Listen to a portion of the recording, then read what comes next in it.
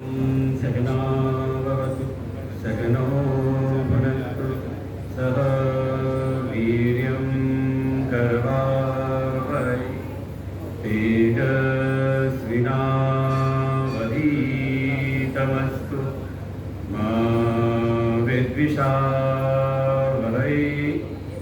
ॐ शान्तिः शान्तिः शान्तिः। अखण्डमण्डलाकारं व्याप्तं येन चराचरं तत्पदं दर्शितं येन तस्मै श्रीगुरवे नमः।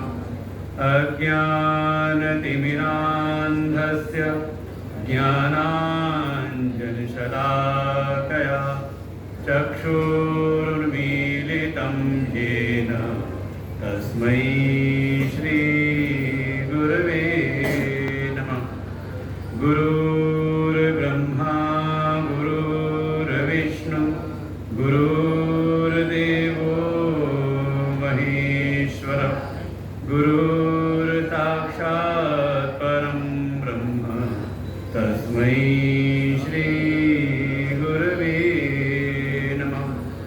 त्वमेव माता च पिता त्वमेव बन्धुश्च सखा त्वमेव वेद्या द्रविणं त्वमेव सर्वं मम देवदेव।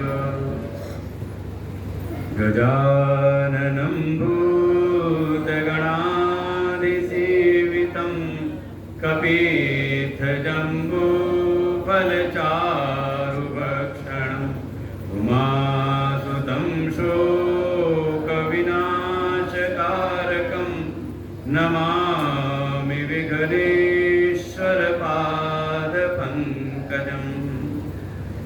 नारायणं नमस्कृत्य नरं चैव नरोत्तमं देवीं सरस्वतीं व्यासं ततो जयमुदीरये।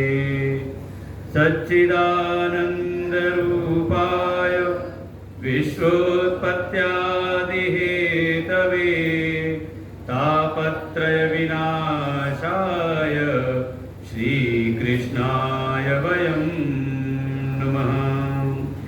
यं प्रवदन्तमनुपेतमपेतकृत्यं द्वैपायनो विरहकातरया जुहाव पुत्रेति तन्मयतया तरो विनेदु तं सर्वभूतहृदयं मुनिमानतोऽस्मि।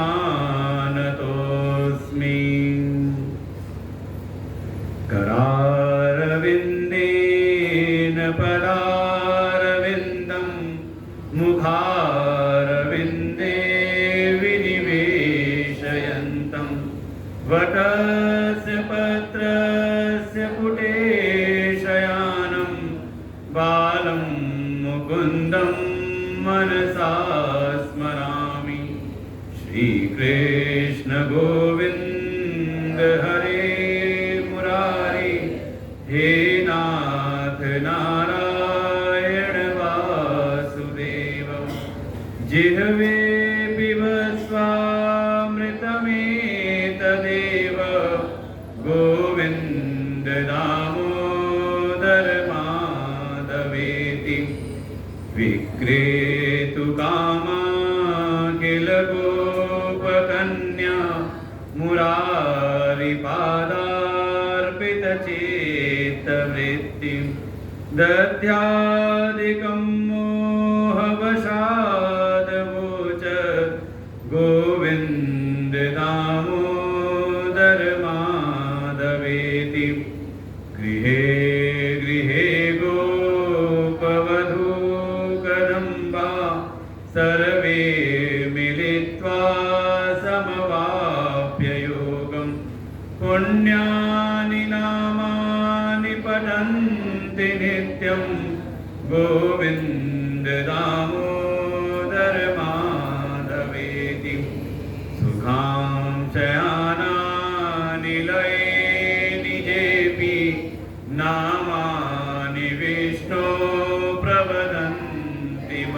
प्रिया तेने शितं तन्मयतां व्रजन्ति गोविन्द दामोदर माधवेति जिह्वे सदैवं भज सुन्दराणि नामानि कृष्णस्य मनोहराणि समस्तभक्तार्तिविनाशनानि गोविन्द दामोदर माधवेति सुखावसाने त्विदमेव सारं दुःखावसाने त्विदमेव गेयम् देहावसाने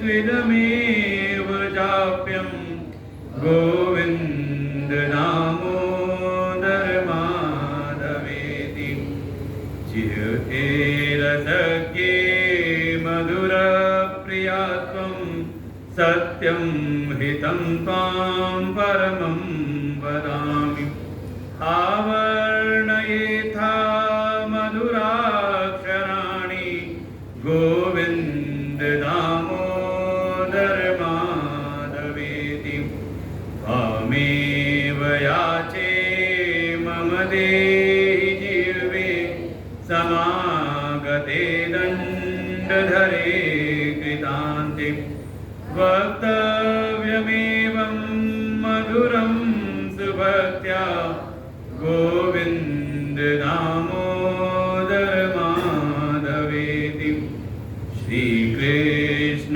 राधा वरगोकुलेश गोपाल गोवर्धन नाथ विष्णु जिह्वे पिब स्वामृतमेतदेव गोविन्द दामोदर माधवेति श्रीकृष्ण गोविन्द हरे मुरारे हे नाथ नारायण वासुदेव श्रीकृष्ण गोविन्द हरे मुरारे हे नाथ नारायण वासुदेव श्रीकृष्ण गोविन्द हरे मुरारे हे नाथ नारायण वासुदेव हे नाथ नारायण वासुदेव हे नाथ नारायण वासुदेव। राजोवाच समः प्रियः सुहृद्ब्रह्मन् भूतानां भगवान् स्वयम् इन्द्रस्यार्थे कथं दैत्यान् अवदिष्विषमो यथा न ह्यस्यार्थ सुरगणैः साक्षात् निःश्रेयसात्मना नैवासुरेभ्यो विद्वेषो नोद्वेष्टा गुणस्य हि। श्रीशुक उवाच साधु पृष्टं महाराज हरेश्चरितमद्भुतं यद् भागवत माहात्म्यं भगवद्गीता भक्तिवर्धनम् ईयते परमं पुण्यं ऋषि नारदादिभिः नत्वा कृष्णाय मुनये कथयिष्ये हरे कथाम् निर्गुणोऽपि ह्यजो व्यक्तो भगवान् प्रकृते पर स्वमाया गुणमाविश्य बाध्यबाधकतां गतः सत्त्वं रजस्तमैति प्रकृतेनात्मनो गुणाः न तेषां युगपदराजन् रास उल्लास एव वा। आनंद कंद सच्चिदानंद परम पुरुषोत्तम भगवान श्री राधा कृष्ण के चरणों में पुरुषः नमन वंदन। परमात्मा के अभिन्न स्वरूप प्रातः स्मरणीय परम वंदनीय अर्चनीय अनंत श्री भूषित सदगुरुदेव भगवान के चरणों में पुरुषः नमन। भगवत स्वरूप संतवृंद आचार्यगण बटुकगण समस्त भगवत भक्त श्रद्धा भक्ति स्वरूपणी मातृ शक्ति सबको हृदय से नमन वंदन। श्रीमद् भागवत महापुराण के अंतर्गत महामुनि सुखदेव जी राजा परीक्षित को मोक्षदायिनी कथा के अंतर्गत भगवान के जो भी अद्भुत चरित्र हुए हैं उनका श्रवण करा रही हैं। अनेकों अनेकों कथाएं सुनते हुए राजा परीक्षित के मन में जो भी प्रश्न आते हैं वो महामुनि सुखदेव से बड़ी ही शालीनता के साथ में पूछते भी हैं। कथाओं को सुनते हुए राजा परीक्षित के मन में एक जिज्ञासा उत्पन्न हुई कि जिन परमात्मा को सबके प्रति समत्व का भाव रखना चाहिए, जो सब में समरूप से व्याप्त हैं, ऐसे परमात्मा के जब चरित्र के विषय में हम सुनते हैं तो ऐसा सुनने में आता है कि वही जो भगवान हैं वो दैत्यों से तो करते हैं द्वेष, और जो देवगण हैं, देवता हैं, उनसे उनका हो जाता है कुछ ज्यादा ही स्नेह, और देवताओं का पक्ष हर स्थान पर लेते हैं। ऐसा क्या कारण है? महामुनि सुखदेव जी कहते हैं, हे राजन, जैसा आपके मन में ये प्रश्न उत्पन्न हुआ है, ऐसे ही एक समय राजसूय यज्ञ में, जहां पर युधिष्ठिर राजसूय यज्ञ कर रहे थे, उनके ही यज्ञ मंडप में देश विदेश के राजागण आए हुए थे। और जब राजसूय यज्ञ में अग्र पूजा के लिए निश्चय होने लगा किसकी अग्र पूजा की जाए, तो वहीं पर कुछ छोड़ दे रहा है बीच में, किसकी अग्र पूजा की जाए, बढ़ रहा है ना घट जा रहा है, सावधान हो जाओ, गुरु जी भी आ गए, वो नहीं रहे कुछ, आवाज कुछ ना दबी दबी सी है, वही बताएंगे क्या कमी है हमारी। हम तो चौथा दिन हो गया आज, आवाज कुछ ऐसी है जैसे बैठी हुई होती ना, वोल्टेज ना मिल रहा हो, फट सी रही है जैसे आवाज, 3 दिन से है ऐसे, हम काम चला ले रहे। कल से बुला लेना फिर मुक्ति शुक्ला जी को, वही सही कर पाएंगे आवाज। अभी भी आज आवाज वैसी है जैसी वो रोज रहती, फटी फटी चल गई, दबी हुई जैसे आवाज। देश विदेश के राजा वहां पर इकट्ठे थे, वहां पर वहीं पर जब अग्र पूजा के लिए नाम प्रस्तावित हुआ द्वारिकाधीश कृष्ण का, तो वहीं उनसे द्वेष करने वाला जो चेदिराज का राजा शिशुपाल है, भरी सभा में खड़े होकर के भगवान को अपशब्द कहने लगता है।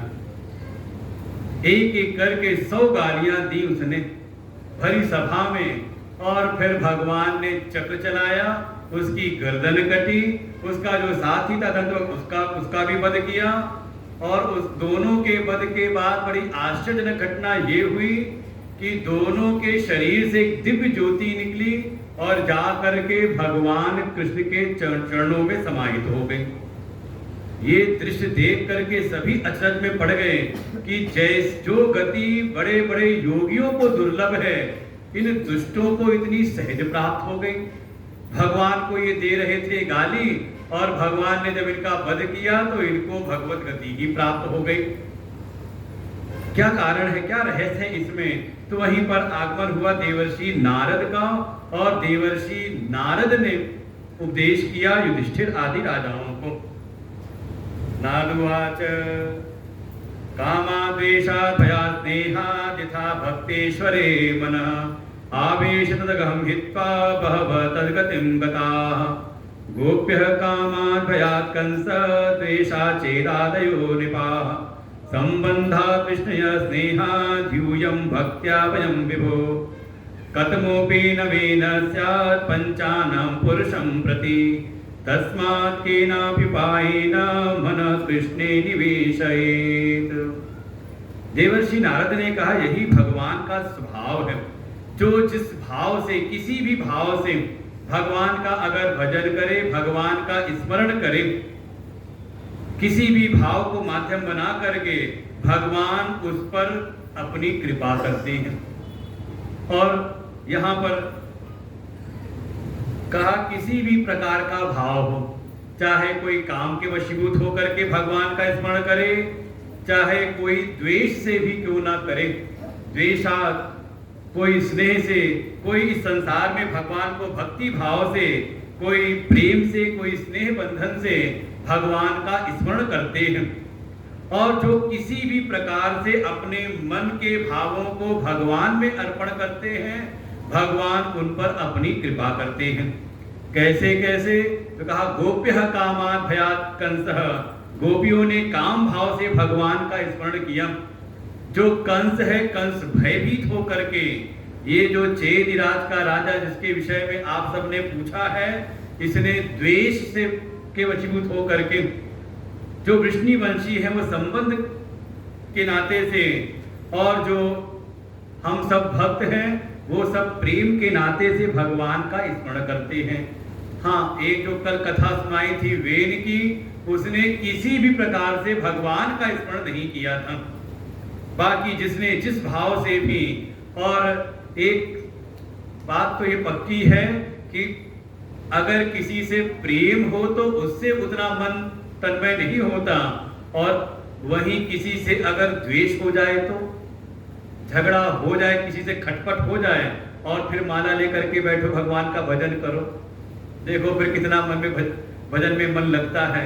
घर से निकलते निकलते पड़ोसी से हो जाए झगड़ा, और फिर आकर के बैठो सत्संग में, तो महाराज जी जितना कुछ सुनाते रहे, कितनी अच्छी बात सुनाते रहे, वो व्यास जी की बातें कान में नहीं जाती, वो मन चलता रहता है उसी बात पर कि उसने ऐसा क्यों कहा, अभी सत्संग सुन लूं फिर जाता हूं उसको जवाब देता हूं। द्वेष से कहीं ना कहीं मन ज्यादा तन्मय हो जाता है।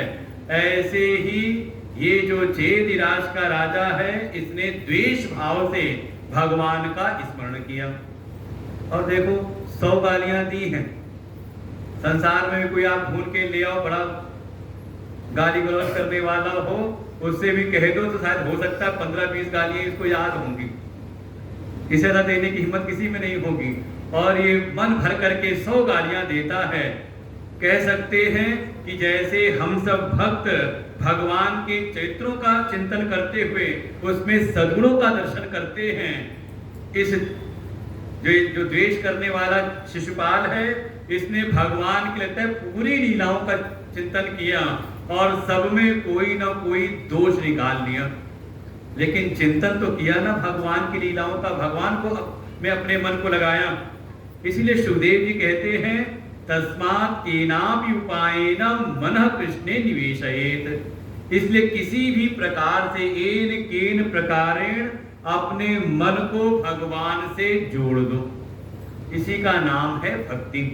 मयि एव मन आधस्व मयि बुद्धि निवेशय, कोई जब अपने मन और बुद्धि को भगवान में अर्पण करता है तो वास्तव में वो भगवान का अत्यंत प्रिय हो जाता है। इसी में कथा सुनाई, वो जो हिरण्याक्ष का वध हुआ, उसका जो भाई था हिरण्यकशिपु, वो तो गया प्रतिशोध लेने के लिए, जा करके कठोर तपस्या करता है, और जब उसकी तपस्या से प्रसन्न होकर के ब्रह्मा जी ने दर्शन दिया, वरदान मांगो, तो अमरता का वरदान मांगा, लेकिन ब्रह्मा जी ने कहा इस संसार में ये विधि का विधान है, जिसका भी जन्म हुआ है उसकी मृत्यु निश्चित है, इसलिए अमरता का वरदान तो मैं दे नहीं सकता, कुछ और मांगना है तो मांग लो। तब उसने युक्ति निकाली, न अंतर बहिर्दिवा नक्तम अन्यस्मात् अपि चायुधै न भूमौ नाम्बरे मृत्यु न नरै न मृगैरपि। तब उसने फिर ब्रह्मा से निवेदन किया कि फिर ठीक है, आप मुझको ये वरदान दीजिए कि ना तो मैं महल के भीतर मरूं, ना महल के बाहर मरूं, ना भूमि पर मेरा मरण हो, ना आकाश में मेरी मृत्यु हो, ना किसी अस्त्र से, ना किसी शस्त्र से, ना किसी मनुष्य के द्वारा, और ना ही किसी पशु से, ऐसा मुझको वरदान दीजिए। ब्रह्मा जी ने कहा तथास्तु। इसको तो लगा कि जितने भी संभावनाएं हो सकती थी मृत्यु की, वो सब की सब तो मैंने यहाँ पर उससे मुक्ति पा ली, अब तो अपने आप को अमर मान करके ही लग जाता है। जहाँ कहीं भी सनातन धर्म के कोई भी कार्य होते दिखाई देते हैं, उन सारे धर्म के विधानों का विध्वंस कराने लगा।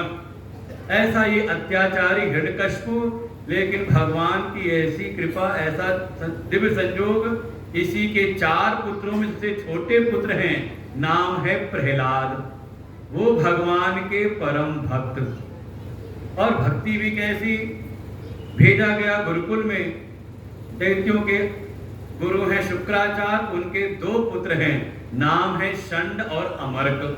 नाम भी बड़ा गजब का है, अजीब सा है। ये षंड अमर्क सारे विद्यार्थियों पढ़ाते हैं, उसी में पढ़ते हैं प्रहलाद जी भी। जो असुर नीति है, साम दाम दंड, ऐसी सब नीतियां जो भी उनको पढ़ाई जाती है सब पढ़ते हैं। और विद्यालय के सबसे होनहार छात्र हैं प्रहलाद जी। एक दिन दोनों जो आचार्य हैं प्रहलाद जी को लेकर के आए, मन में था चलते हैं राजा के पास में, राजा इनकी कहते हैं इनके गुणों को देख करके हम सबको प्रोत्साहित करेंगे। और जैसे ही प्रहलाद को लेके आए राजमहल में, जो पिता है हिरण्यकशिपु, उन्होंने बड़े प्रेम से गोद में बैठाया। एकदा सुरराट पुत्रम अंकम आरोप्य पांडवम पप्रच्छकताम वस्य मन्नते साधु यद भवान। और गोद में बैठा करके बड़े प्रेम से पूछा, अरे पुत्र, तुमने कोई अच्छी बात तुमने सीखी हो, कोई श्रेष्ठ कोई उत्तम बात तुमने अगर सीखी हो तो मुझको वही सुनाओ। ये नहीं पूछा कि कहते विद्यालय में क्या पढ़ करके आए हो, गुरुजी ने तुमको क्या पढ़ाया विद्यालय में। अब ये पूछा होता तो जो विद्यालय में पढ़ते थे बता देते। हिरण्यकशिपु ने पूछा, साधु यद भवान, कोई श्रेष्ठ बात तुमने सीखी हो तो मुझको वही सुनाओ। प्रहलाद उवाच, तत्साधु मन्ये असुरवर्य देहिनां सदा समुद्विग्नमधियाम् असद्ग्रहात् हित्वात्मपातं गृहमन्धकूपं वनं गतो यद्धरिमाश्रयेत। प्रहलाद ने कहा, हे असुरों के सम्राट, हे मेरे पिताजी, आपने पूछा है कोई अच्छी बात, कोई श्रेष्ठ बात बताओ। जो मैंने जानी है वो तो मैंने यही जाना है कि इस संसार में चाहे कोई कितना भी संसाधन इकट्ठा कर ले, इन संसार के इन असत पदार्थों के बीच रह करके वो जो प्राणी है हमेशा ही उसका चित्त उद्विग्न रहता है। हर क्षण उसको, चाहे उसको सारे संसार की संपत्ति भी दे दी जाए तब भी उसको अगले क्षण की चिंता लगी रहती है। कल क्या होगा, बस इसी चिंता से ग्रसित रहता है। इसलिए मुझको तो यही श्रेष्ठ लगता है कि ये आत्म पतन के ये जितने भी संसाधन हैं, इनसे अपनी आसक्ति ममता को त्याग करके चला जाए जंगल में। वनम गतो यद हरिमाश्रयेत, जंगल में जाकर के वहां पर हरि का आश्रय ले ले। है ना अच्छी बात। मान लो अपना बच्चा यही बात बोलना शुरू कर दे, आश्रम से सीख करके जाए, और आप घर में पूछो आज आश्रम में क्या सीखा तुमने, और बच्चा यही वाला श्लोक याद करके सुना दे। हमारे बच्चों को याद करवाएंगे ये श्लोक, जितने विद्यार्थी हैं घर जाके यही सुनाए कि पिताजी सबसे बढ़िया, आप कहाँ दुनियादारी के चक्कर में पड़े हुए हो, ये कितना इकट्ठा कर रखा है, तब भी देखो मन हमेशा शंका से ग्रस्त रहता है कि कल क्या होगा, अब क्या होगा। चाहे कितना भी संसार की व्यवस्थाओं को हम ठीक ठाक रखने का प्रयास करते रहें, कभी न कभी कोई न कोई खटका लगा ही रहता है। कहीं कुछ बिगड़ जाता है, कहीं कुछ बिगड़ता है, हर समय चित्त उद्विग्न रहता है।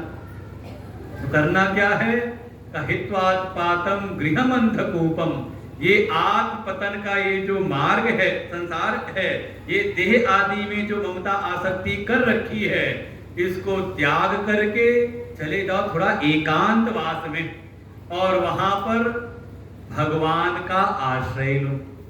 जैसे ही नाम सुना हरि का आश्रय, अरे उसके बाद तो बड़े क्रोध होके गोद से उतार के फेंक दिया। जो दोनों आचार्य थे उनको फटकार लगाई, वो आए थे कि हाँ राजा को प्रसन्न होंगे, कोई अच्छी बात सुनाएंगे प्रहलाद। वो दोनों आचार्यों को बड़ी फटकार लगाई, क्या पढ़ाते हो गुरुकुल में, ये भगवान की भक्ति हरि का नाम लेता है, मेरे शत्रु का नाम लेता है, इसको ले जाओ असुर नीति सिखाओ, साम दाम दंड इत्यादि इसको सिखाओ, ये क्या सिखाते हैं उसको। वो डर करके दोनों आचार्य फिर लेकर के आए प्रहलाद जी को, पता नहीं हमने तो सिखाया नहीं, कहाँ से ये सीख गया। दोबारा लेके आए, गुरुकुल में पढ़ाने लगे। पढ़ाते पढ़ाते जब लगा कि हाँ अब प्रहलाद हमारी सिखाई विद्या को सीख चुके हैं, फिर लेकर के गए एक दिन महाराज जी के पास में, और जैसे ही पुनः हिरण्यकशिपु ने अपनी गोद में बैठाया। हिरण्यकशिपु उवाच, प्रहलाद अनुचितां तात स्वधीतं किंचिदुत्तमं काले नहीं तावतायुष्मन यत् शिक्षत गुरुर्भवान। हे पुत्र, हे प्रहलाद, तुमने क्या सीखा गुरुकुल में, क्या सिखाया इन लोगों ने? मुझको कोई अच्छी बात, जो भी तुम्हें उत्तम से उत्तम बात लगती हो, वो बात मुझको सुनाओ। प्रहलाद जी ने के मन में आया, पिछली बार जो उपदेश था अधूरा रह गया था, जो कहा था वनम गतौ यदि हरिम आश्रयेत, जंगल चले जाओ और जा करके हरि का आश्रय लो। तो हरि का आश्रय किस प्रकार से लें? तो प्रहलाद जी ने कहा 9 प्रकार से 9 विधियां हैं भगवान का आश्रय लेने की। प्रहलाद उवाच श्रवणं कीर्तनं विष्णु स्मरणं पाद सेवनम अर्चनं वंदनं दास्यं सख्यम आत्मनिवेदनम। प्रहलाद जी ने कहा पिताजी, वो जो भगवान श्री हरि हैं, उनके आश्रय में किसी को आना हो तो उसके लिए 9 सीढ़ियां हैं। सबसे पहले जा करके वो संतों की शरण में रहते हुए सत्संग का श्रवण करें, भगवान की कथा सुने। प्रथम भगति संतन कर संगा, दूसर रति मम कथा प्रसंग, गुरुपद पंकज सेवा तीसरी भक्ति अमान। ऐसे एक एक करके एक एक सीढ़ी पर चढ़ता जाए, लेकिन शुरुआत है पहले कथा का श्रवण करें, सत्संग सुने पहले, उसके बाद जो सुना है उसी का चिंतन मनन करते हुए भगवान की कीर्ति का गायन करें। ऐसे ही भगवान का नित्य स्मरण करें, उनके चरणों की सेवा करें, उनकी उपासना, उनका अर्चन करें, उन्हीं को वंदन करें और सदैव दास्य भाव से उनकी सेवा में लगा रहे। सख्यम आत्मनिवेदनम, थोड़ा सख्य भाव भी लेकर के आए। सख्य भाव मतलब गुरु जी के कंधे पे हाथ रखे चलो या भगवान के कंधे पे हाथ रखे चलो घूम करके आए का सख्य भाव। सख्य भाव में एक विशेष भाव जुड़ा हुआ है। घर वाले माता पिता चाहे कितनी भी अच्छी बात सिखाएं, गुरु जी चाहे कितने भी हित की बात उसको समझाएं, उस बच्चे को वो बात समझ में नहीं आती, लेकिन उसका कोई बिगड़ा हुआ भी कोई मित्र हो और उल्टी पुल्टी बात सिखा दे तो वो सीधे तीर के जैसे भीतर जाकर के बैठ जाती है। चाहे वो मित्र अच्छी बात कहे उसमें तो अच्छा लगता ही लगता है, कोई अहित की बात कर दे तो उसमें भी उसको अपना हित ही दिखाई देता है। ऐसे ही भगवान के प्रति भी समर्पित रहे, चाहे परिस्थितियां प्रतिकूल हो चाहे अनुकूल हो। अनुकूल है तो भगवान की कृपा है ही, प्रतिकूलता में भी ये भाव बना रहे कि इस प्रतिकूल परिस्थिति के द्वारा भी भगवान हमारा कल्याण करना चाह रहे हैं। ऐसी भावना से युक्त होकर के आत्म अर्पणम, आत्म निवेदनम, अपना आत्म समर्पण कर दे भगवान के ही चरणों में। प्रारंभ करे सत्संग के श्रवण से और आत्म निवेदनम तक ये 9 सीढ़ियां हैं भगवान के आश्रय की। अरे इतना जब सुनाया फिर उठा करके पटका। अब तो जो आचार्य हैं उनकी खैर नहीं, क्या पढ़ाते हो तुम, मेरे ही बेटे को बिगाड़ रहे हो तुम। वो दोनों जो गुरुपद पुत्र थे, दैत्यों के गुरु जो शुक्राचार्य के दोनों पुत्र षण्ड अमर्क, दोनों ने हाथ जोड़ा। अरे सम्राट, हम इसमें हमारा कोई दोष नहीं, न मत प्रणीतम न पर प्रणीतम सुतो भक्तेश तवेन शत्रु। अरे ये जो आपका पुत्र बोल रहा है ये हमने नहीं पढ़ाया, और हम ये अच्छी बात अच्छी तरह से कह सकते हैं गुरुकुल में किसी और ने भी ऐसा कुछ पाठ नहीं पढ़ाया। ये तो आपका जो शत्रु इंद्र है उसकी ही कोई चाल है। नैसर्ग की यो मति रस्य राजन, इसकी जो मति है ना ये स्वाभाविक ही ऐसी बनी हुई है। ये हमने कुछ यहाँ पर पढ़ाया नहीं ऐसा, लेकिन पुनः भेजा कि ले जाओ इसको, फिर थोड़ा अनुशासन में रखो, ध्यान रखो कौन इसको पट्टी पढ़ा रहा है, कोई और तो नहीं बाहर का आके कुछ उल्टा पुल्टा सिखा रहा हो। दोबारा लेके गए गुरुकुल में। एक दिन ऐसा कि दोनों जो आचार्य थे गए थे कहीं पौरोहित कर्म करने के लिए। अब राजा के पुत्र हैं, राजपुत्र हैं, साथ में होनहार भी हैं, तो उस दिन गुरुकुल की व्यवस्था सौंप दी प्रहलाद जी को और चले गए दोनों षण्ड अमर कहीं पुरोहित कर्म करने। 2-4 घंटे के बाद जब आए तो देखा क्या, यहाँ पर चल रहा है संकीर्तन। प्रहलाद जी सारे अपने सहपाठियों को बैठा करके पहले भगवान नाम संकीर्तन कराते हैं। और फिर उनको बढ़िया सा उपदेश भी देते हैं। प्रहलाद उवाच कौमाराचरेत् प्राज्ञो धर्मान् भागवतानिह दुर्लभं मानुषं जन्म तत्तप्य ध्रुवमर्थदम्। अपने सभी सहपाठियों को समझाते हैं, हे मेरे प्रिय सहपाठियों, सावधानी पूर्वक सुनो।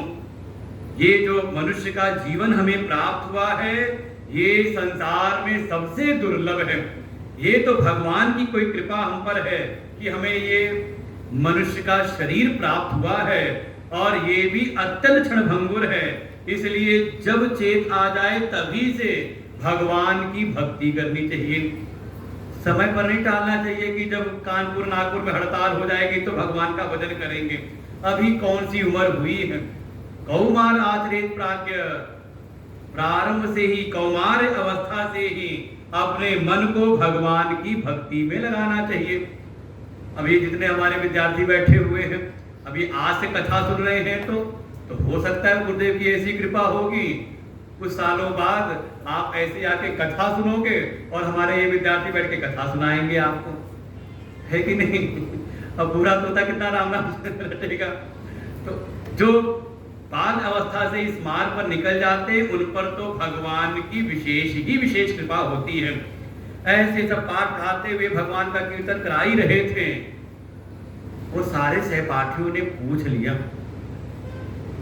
कि प्रहलाद, तुम तो हमारे साथ ही पाठ पढ़ते हो, और वही आचार्य गुरुजी जो हमको पढ़ाते वही आपको भी पढ़ाते हैं, लेकिन आज तक हमने तो सुना नहीं कि गुरुजी ने ऐसा कोई पाठ पढ़ाया जो आज आप बता रहे हो। ये पाठ आपने कहाँ कब पढ़ लिया। वो प्रहलाद ने बताया, ये मुझ पर मेरे गुरुदेव देवर्षि नारद की कृपा थी। जब मेरे पिता गए थे तपस्या करने के लिए, तो उस समय इंद्र ने आक्रमण किया और सारे जितने भी जो सैनिक सेवक जो भी थे उनका तो वध करने लगा, और मेरी माँ जो गर्भवती थी उसको लेके जाने लगा कि इसके गर्भ से जो बालक होगा उसका भी वध कर देंगे। लेकिन मार्ग में ही देवर्षि नारद ने इंद्र से मेरी माँ को छुड़ाया और लेके गए अपने आश्रम में। उस समय देवर्षि भी आश्रम बना करके निवास करते थे, और उनके आश्रम में ही मेरा जन्म हुआ। और जब जन्म हुआ तो वहाँ के वातावरण में, जहाँ नित्य भगवान की उपासना होती थी, भगवान की पूजा अर्चन होता था, जहाँ नित्य ही वेद पाठ होते थे, वहाँ नित्य होम हवन होता था, समय समय पर वहाँ कथा वार्ताएं होती थी। तो प्रारंभ के समय में वो सारी चीजें मैंने सुनी देखी, वही सब संस्कार रूप में मेरे भीतर बैठी हुई हैं। ये तो कृपा है मेरे गुरुदेव देवर्षि नारद की, उनसे ही मैंने ये सब बातें सुनी थी, वही मैं आप सबको सुना रहा हूँ। और बढ़िया कीर्तन उर्तन करा रहे, तभी आ गए दोनों जो आचार्य थे षंड अमर्क। उनको तो लगा खुद तो बिगड़ा हुआ है ही, ये सारे गुरुकुल को बिगाड़ रहा है। पकड़ा प्रहलाद जी को ले जा करके सौंप दिया हिरण्यकशिपु को, राजन इसको आप ही संभालिए, ये तो सुधरता नहीं और अपनी ही ये सारे जो पाठ हैं ये अन्य विद्यार्थियों को भी पढ़ाता है। और उसके बाद फिर हिरण्यकशिपु ने क्रोध में आकर के प्रहलाद को अनेकों प्रकार से मारने का प्रयास किया, लेकिन हर प्रयास में प्रहलाद जी की रक्षा होती है। देखो यही है भगवत आश्रय का परिणाम। एक बार भगवत आश्रय गुरु आश्रय में कोई आ जाए, पर दृढ़ विश्वास रखे, तो उसके ऊपर आने वाली बड़ी से बड़ी विपत्ति भी एक सामान्य सी स्थिति बन जाती है। आ गई बुआ जी भी, लाओ दो हाथ मैं भी अजमा लूं। जिनको वरदान था आग में न जलने का, वो लेकर के चिता सी बनाई, होलिका बनाई, और अपने भतीजे प्रहलाद को लेकर के बैठ गई उस होलिका में। लेकिन हुआ ठीक उल्टा, वो जो जिनको ना जलने का वरदान थे, वो बुआ जी तो जल जल करके दूध हो करके जल गई, और प्रहलाद की वहां भी रक्षा हो जाती है। लेकिन प्रहलाद जी के का एक गुण है, चाहे पिता ही विरोध करते हो भगवान की भक्ति का, परिवार में ही विरोध हो रहा भगवान की भक्ति का, और मारने का प्रयास किया जाए, जब भी मारने का प्रयास किया जाए वो प्रयास तो होता है विफल असफल, और प्रहलाद जी की रक्षा हो जाती है। तो कभी घर छोड़ के भागते नहीं, ना तो भगवान की भक्ति छोड़ते हैं और ना ही घर छोड़ते हैं, वापस आकर के भगवान का कीर्तन, भगवान के भजन में लगे रहते हैं। मान लो प्रहलाद जी संकेत कर रहे हैं, अगर आपकी भक्ति का कोई घर में विरोध करे तो ज्यादा कह कहते किसी से झगड़ा वगड़ा मत करो, ना तो घर छोड़ो, और बल्कि पहले धीरे धीरे, हाँ घर में कई बार होता है, अगर घर में बच्चे अगर विरोध करें तो हम कहीं ना कहीं समझौता कर लेते हैं, ठीक है धीरे धीरे कर ले, घंटी नहीं बजाएंगे, शंख नहीं बजाएंगे। कोई विरोध करे तो पूजा और ज्यादा अपनी बढ़ा दो, घंटी धीमी नहीं और जोर जोर से बढ़ाओ, और दो चार और बुला करके भगवान का कीर्तन किया करो। प्रहलाद जी ना तो घर छोड़ते हैं और ना ही भगवान की भक्ति। परिणाम एक दिन तो हिरण्यकशिपु ने पकड़ा, बड़े क्रोध में है, कौन तेरी रक्षा करता है? प्रहलाद जी ने कहा जो सारे जगत के रक्षक हैं, सारे जगत के जो पालन करने वाले हैं वही मेरी रक्षा करते हैं, रहते कहाँ हैं? प्रहलाद जी ने कहा वो तो यत्र तत्र सर्वत्र सब जगह हैं, सर्वव्यापक रूप में हैं। हिरण्यकशिपु ने कहा अगर वो सब जगह हैं तो क्या इस खंबे में भी हैं? प्रहलाद जी ने कहा मुझको तो खंबे में भी दिखाई दे रहे हैं। हिरण्यकशिपु ने उठाई अपनी गदा कि पहले तेरी रक्षा करने वाले को मारता हूं, फिर तेरी खबर लूंगा। वो कहीं ना कहीं मन के भीतर एक डर बैठा हुआ है, क्योंकि इसके पूर्व जब भी प्रहलाद जी को मारने का प्रयास किया है तो प्रहलाद जी तो पर तो कुछ होता नहीं, वो तो बच जाते हैं, लेकिन जो मारने के लिए ले जाता है वो वापस नहीं आता। मन में है कहीं ऐसा ना हो कि इस पर प्रहार करूं और इसका जो रक्षक है वो मुझ पर प्रहार कर दे, तो पहले इसकी रक्षा करने वाले को मारता हूं, फिर इसको मैं मारूंगा। और जो ही गदा उठा करके खंबे पर प्रहार किया, जोर की गड़ाहट करते हुए, दहाड़ते हुए स्वयं भगवान प्रकट होते हैं। बोले नरसिंह भगवान की। सत्यम विधातुम भृत्य भाषितम व्याप्तिम च भूतेषु अखिलेषु चात्मनः। जो परमात्मा सर्वव्याप्त हैं, घट घट में, कण कण में जो व्याप्त हैं, ऐसे भगवान कहीं से भी प्रकट हो सकते थे, लेकिन भक्त ने कहा कि भगवान खंबे में हैं, तो अपने भक्त के वचन को सत्य करने के लिए सत्यम विधातुम निज भृत्य भाषितम, अपने भक्त के वचन को सत्य करने के लिए भगवान खंबे से ही प्रकट हो जाते हैं। ना तो मनुष्य हैं पूरे और ना ही पशु, धड़ है मनुष्य का और सिर है सिंह का। ऐसे नरसिंह भगवान से युद्ध होता है हिरण्यकशिपु का, और एक दिन भगवान उसको मारते हुए ले आते हैं बिल्कुल महल की ड्योढ़ी पर, द्वार पर बीच में बैठ गए, अपनी जंघाओं पे उसको रख लिया। फिर समय भी बिल्कुल यही शाम का समय, पूछा उससे बता महल के भीतर है कि बाहर? बिल्कुल बीच में लेकर के बैठे हैं, ना आकाश में ना भूमि पर। और पूछा बता मैं कौन हूं, मनुष्य हूं कि पशु? तो ना नर है ना पूरे तरह से पशु के रूप में। और अपने ही पहने नाखूनों से छाती फाड़ करके लहूपान करने लगे। हिरण्यकशिपु का वध हुआ। भगवान नरसिंह रूप में ही प्रहलाद जी को अपनी गोद में लेकर के दुलार करने लगते हैं। वरम वरेय, नरसिंह भगवान ने कहा प्रहलाद मैंने बड़ी देर की, तुमको बहुत कष्ट खाने पड़े, तुम कोई वरदान चाहते हो तो मुझसे वरदान मांग लो। बार बार भगवान कहते हैं कुछ मांग लो मांग लो।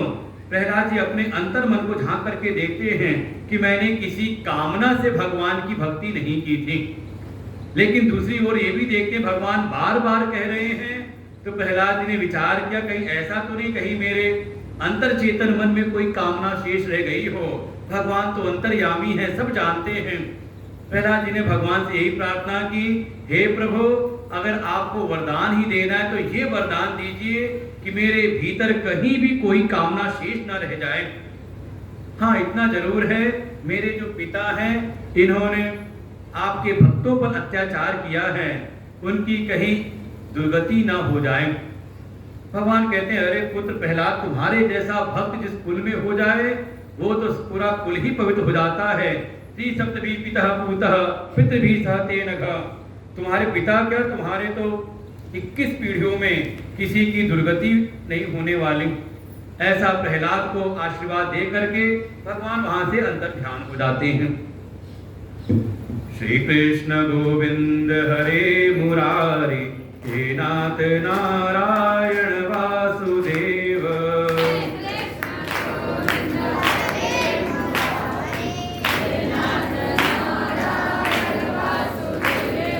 श्री कृष्ण गोविंद हरे मुरारी हे नाथ नारायण वासुदेव।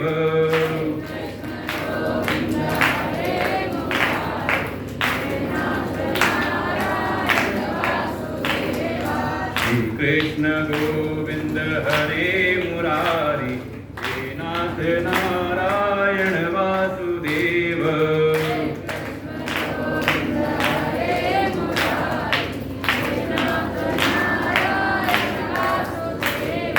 श्री कृष्ण गोविंद हरे मुरारी हे नाथ नारायण वासुदेव।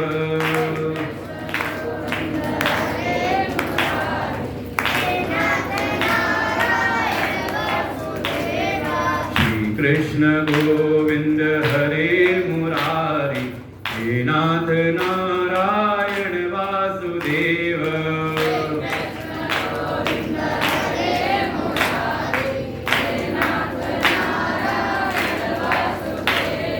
श्री कृष्ण गोविंद हरे मुरारी हे नाथ नारायण वासुदेव।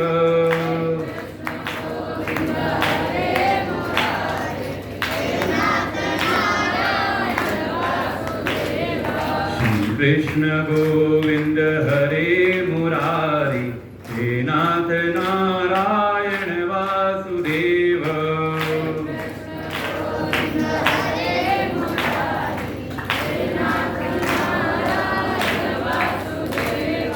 श्री कृष्ण गोविंद हरे मुरारी हे नाथ नारायण वासुदेव।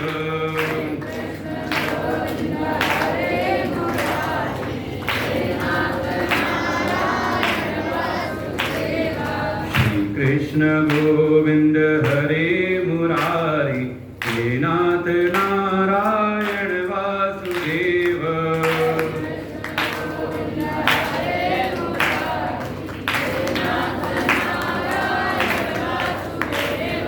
हरे राम राम राम हरे हरे, हरे कृष्ण कृष्ण कृष्ण हरे हरे।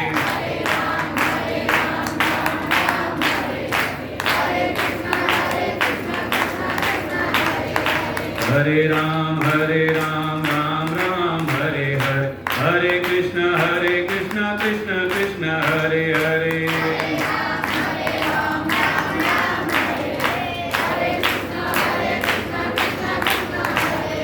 हरे राम राम राम हरे हरे, हरे कृष्ण कृष्ण कृष्ण हरे हरे। हरे राम राम राम हरे हरे, हरे कृष्ण कृष्ण कृष्ण हरे हरे।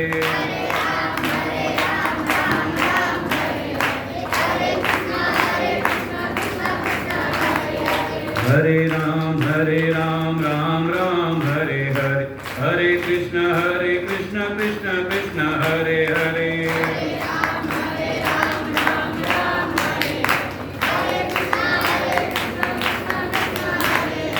हरे राम राम राम हरे हरे, हरे कृष्ण कृष्ण कृष्ण हरे हरे।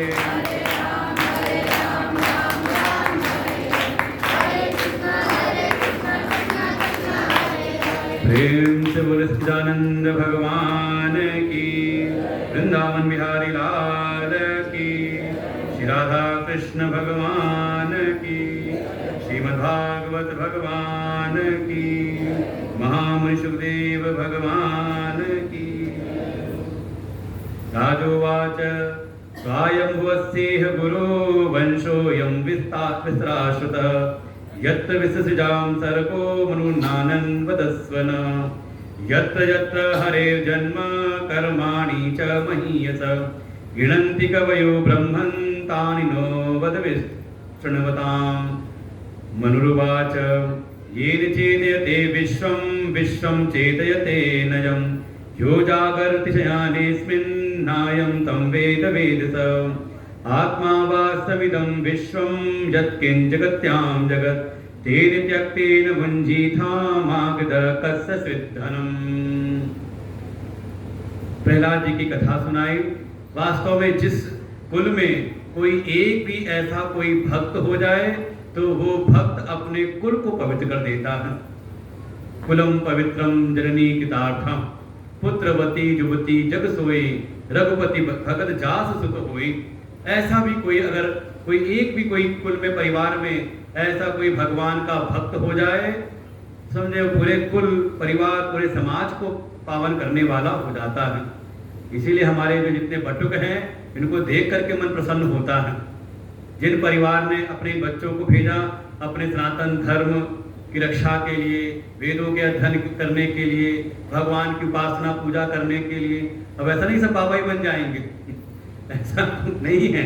हाँ, इनको आगे चाहे गृहस्थ में जाना हो तो उसकी तैयारी कैसे सदगृहस्थ बने, उनको जिस क्षेत्र में भी जाना हो तो कैसे अपने मन को पवित्र रखते हुए स्वयं धर्म में जीवन जीते हुए समाज को भी धर्म का ज्ञान देने के लिए, ऐसे जिस घर से भी ऐसे बालक निकलते हैं अपने धर्म की रक्षा, भगवान की सेवा, सद्गुरु की सेवा के लिए, वास्तव में उन पर सभी देवता प्रसन्न होकर के अपना आशीर्वाद देते हैं। उनके कुल परिवार निरंतर आगे बढ़ते रहते हैं। ऐसी कथा सुनाई। आगे कथा सुनाई मनुओं की कथा कि जो ब्रह्मा जी हैं उनका जो एक दिन है वो 1000 चतुर्युग के बराबर। सतयुग, त्रेता, द्वापर, कलयुग, ये 4 युग हैं। ये एक बार हो जाए तो एक चतुर्युग, और ऐसी दोबारा घूम जाए तो कहा 2 चतुर्युग, ऐसी घूमते हुए 100 बार घूमे तो 100 चतुर्युग, और ऐसे ही सतयुग, त्रेता, द्वापर, कलयुग 1000 चक्कर लगा ले तो हो गया 1000 चतुर्युग। कलयुग की आयु बताई 4,32,000 वर्ष। इसकी दूनी द्वापर की, इसकी 3 गुनी त्रेता की, इसकी 4 गुनी सतयुग की। ऐसे ही ये जब 1000 बार जब ये चारों युग हो जाते हैं तो इतना लंबा ब्रह्मा जी का एक दिन है। अब हम कहां पर वहां टिकते हैं, विचार कर लेना। जैसे मक्खी मच्छर की स्थिति है हमारी ब्रह्मा जी के सामने, उससे भी नगण्य। हमने मुंह खोला नहीं, कितने जीवाणु कीटाणु प्रकट हुए, उनका वंश विस्तार हुआ, और जब तक मुंह बंद किया तो कहोगे प्रलय उनकी। ऐसे ही है हम सब मनुष्य ब्रह्मा जी के सामने। कितना लंबा उनका एक दिन, इतनी ही लंबी उनकी एक रात्रि, और ऐसे ही दिन रात मिला करके 365 दिन का उनका एक वर्ष। ऐसे 100 वर्ष की आयु है ब्रह्मा जी की। और शिव पुराण तो ऐसा वर्णन किया जितना इनका एक वर्ष उतना भगवान विष्णु का एक दिन है, और ऐसी उनकी भी आयु है 100 वर्षों व्यक्त रूप में प्रकट होते हैं।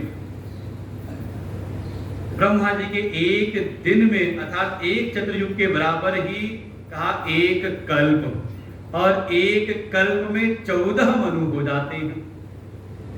इस समय चल रहा है ब्रह्मा जी की दोपहरी मध्य दिवस है, तो उनके जो 7वें मनु हैं वैवस्वत मनु का काल चल रहा है। इसके पहले 6 मनु हो चुके हैं। स्वयंभू मनु की कथा बड़ी विस्तार से सुनाई। दूसरे मनु हुए, इसके बाद स्वारोचिष मनु, तीसरे हुए उत्तम, चौथे हुए तामस मनु। तामस मनु के काल में एक विशेष घटना घटित हुई। एक हाथियों का राजा था, नाम था गजेंद्र। वो रहता त्रिकूट पर्वत पर था। कभी आया अपने कुल परिवार के साथ सरोवर में स्नान करने के लिए, और जो ही सरोवर में उतरा वहां रहने वाले एक ग्राह ने पकड़ लिया उसका पैर। अब इसके बाद तो खींचातानी चलती है, मगरमच्छ खींच के लाना चाहता है उसको जल के भीतर कि आराम से इसको मैं खाऊंगा, और हाथी की शक्ति है पृथ्वी पर, तो गजेंद्र खींच के लाना चाहता है उसको पृथ्वी पर। सारे परिवार के सारे हाथी लग गए साथ में, लेकिन धीरे धीरे खींचातानी का युद्ध सालों साल होता चला गया। धीरे धीरे सारे घर परिवार वालों ने छोड़ दिया। गजेंद्र को भी लगा कि अब तो लगता है बस आखिरी समय है। वही गजेंद्र ने उस सरोवर से एक कमल का पुष्प तोड़ा और भगवान श्री हरि का स्मरण किया। आर्त भाव से, हे प्रभु, इस संकट की घड़ी में अब तो कोई साथ नहीं, कोई सहायक नहीं, अब तो आप ही सहायता करो। और जैसे भगवान को स्मरण किया तो हारे को हरिनाम, भगवान तत्क्षण ही आते हैं और ग्रह का मस्तक काट करके अपने चक्र से गजेंद्र की रक्षा करते हैं। तो देखो इस घड़ी, इस घटना में जो ग्रह था मगरमच्छ, उसका तो हो गया तत्काल उद्धार और गजेंद्र की हुई रक्षा। पूछा क्या कारण, ऐसा क्यों हुआ?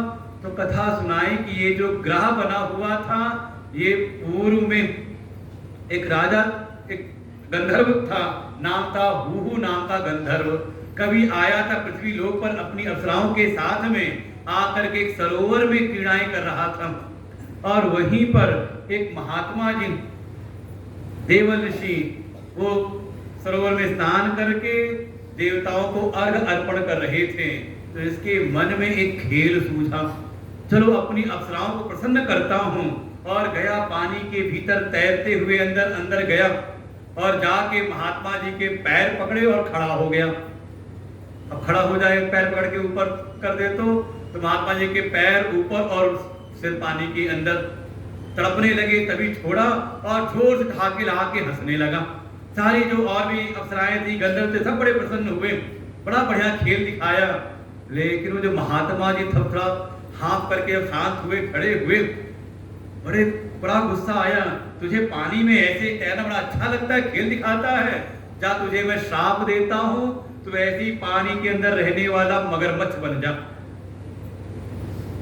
अब तो बड़ा भयभीत हुआ, जाके महात्मा जी के द्वारा पैर पकड़े, क्षमा कर दो, गलती हो गई। संत हृदय बिल्कुल नवनीत समाना, द्रवित हो जाते हैं, कहते हैं ठीक है, मेरे श्राप से तू मगरमच्छ तो बनेगा, लेकिन जैसे तूने आज मेरे पैर पकड़े हैं ना, ऐसे ही भगवान के किसी भक्त के पैर पकड़ेगा तो तुझको इस योनि से तुझे मुक्ति प्राप्त हो जाएगी।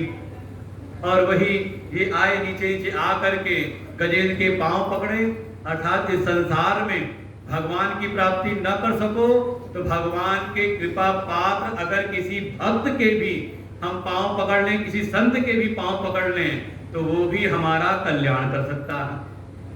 और दूसरी बात ये कि ये जो ग्रह और गजेंद्र का जो युद्ध है, वो ग्रह ने पैर पकड़ रखे थे ना, ग्रह को कहते ना मगर, ऐसा तो नहीं कहीं हमारा पैर पकड़ रखा हो मगर ने। मन में होता है हाँ भगवान की भक्ति करनी है, मगर चलते कथा सुनने के लिए कथा हो रही है, मगर पकड़ा तो नहीं है। चलना है हरिद्वार, चल के हरिद्वार चल के गंगा जी में स्नान कर ले, मगर चले गुरु जी का दर्शन कराते हैं, मगर पकड़ तो नहीं रखा। का यही मगर ने पकड़ रखा है सभी जीवों को। वो चलना तो चाहता है साधना के पथ पर, लेकिन कोई ना कोई संसार का कोई ना कोई मगर साथ में लगा रहता है। भगवान की कृपा पानी है तो इस मगर से छुटकारा पाना बड़ा जरूरी है। आगे जो अगले जो मनु हुए उनका वर्णन किया। ये जो भगवान आए तो इनका हरि अवतार माना गया। पांचवे हुए रैवत मनु, छठे मनु हुए चाक्षुष मनु। इस चाक्षुष मनु के समय भी एक विशेष घटना घटित हुई।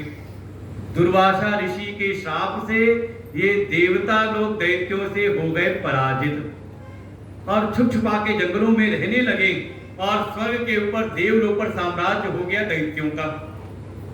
ये सारे देवता छुपते छुपाते पहुंचे भगवान नारायण के पास में। प्रभु आप ही कृपा करो, आप ही बताओ कैसे हमारा पुनः हमारा आधिपत्य होगा देवलोक पर, कोई युक्ति बताओ। भगवान नारायण ने कहा तुम सब देवता बड़े स्वार्थी हो, जब तक तुम पिटते पिटाते हो, हार जाते हो, तो आते हो मेरी शरण में, दुख में सुमिरन सब करे, और जैसे ही तुम्हें शासन सत्ता मिल जाती है देवलोक की, फिर तुम भोग विलास में खो जाते हो, फिर तो मेरी याद आती नहीं, फिर तो मेरे पास आते नहीं। कहीं ऐसे ही तो हम तो नहीं बन रहे कि हाँ जब कोई संकट आए, कोई विपत्ति आए तो भगवान की शरण में, और जैसे ही कोई साधन संपत्ति मिल जाए तो सुग्रीव वही सुधि मोरी विसारी, गोस्वामी जी लिख गए हैं, सुग्रीव वही सुधि मोरी विसारी, पावा राज पुष्पुर नारी। जब ये संसार की उपलब्धियां मिल जाती हैं तो सबसे पहले जो जीव है, स्वार्थी जीव, सबसे पहले भगवान को ही किनारे कर देता है। फिर लगता है कि ना भगवान की जरूरत है, ना गुरु जी की जरूरत है, ना किसी संत की जरूरत है। कब आता है होश?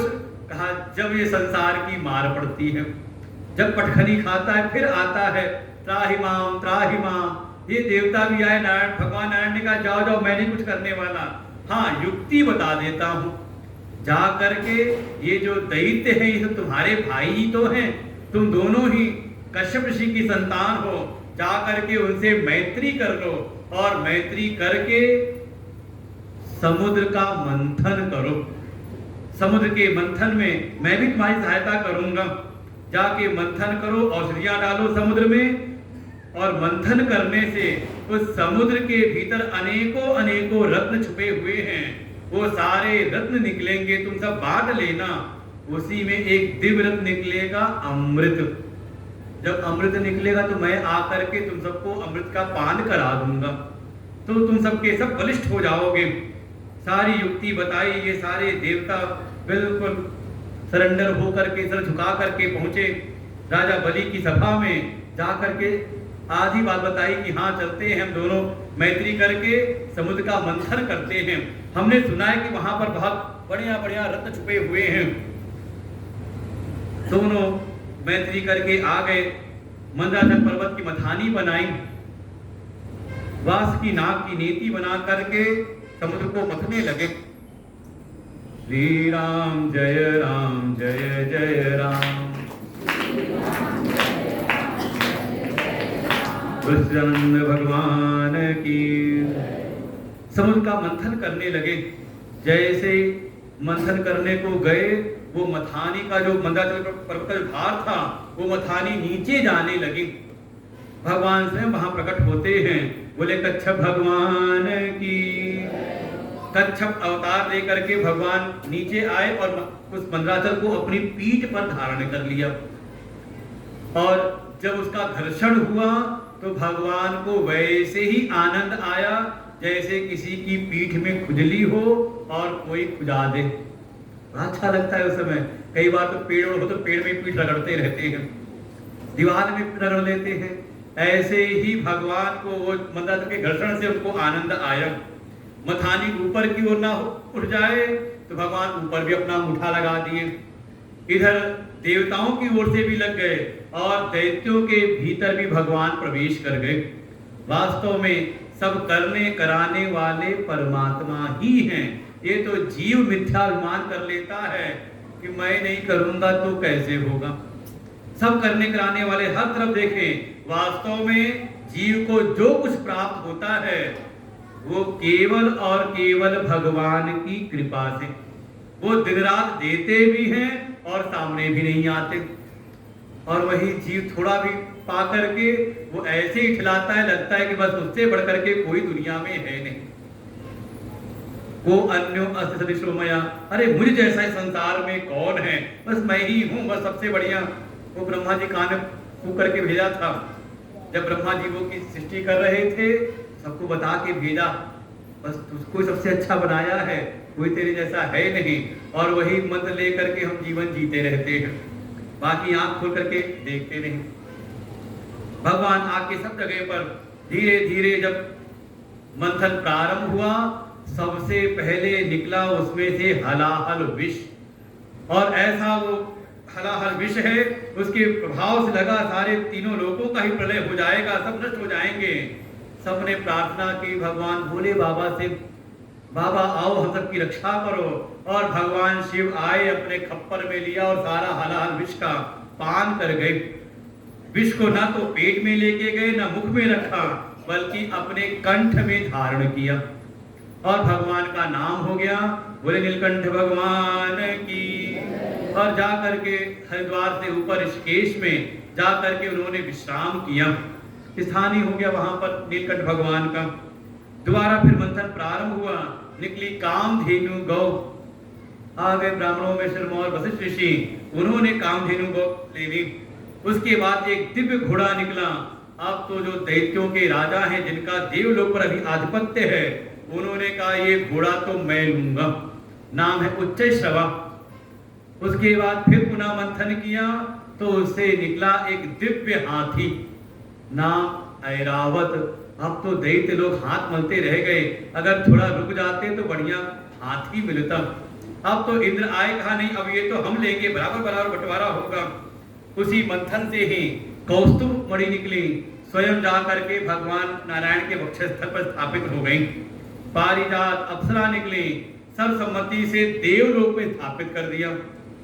दैत्यों को लगता है हाँ हमारा ही तो शासन है, और देवताओं को भी लगता है आगे तो हम ही सत्ता पर आने वाले हैं। इसके बाद निकली लक्ष्मी जी। वो लक्ष्मी जी जब निकली हाथ में वरमाला ले करके, अब तो सब पंक्तिबद्ध होके खड़े हो गए।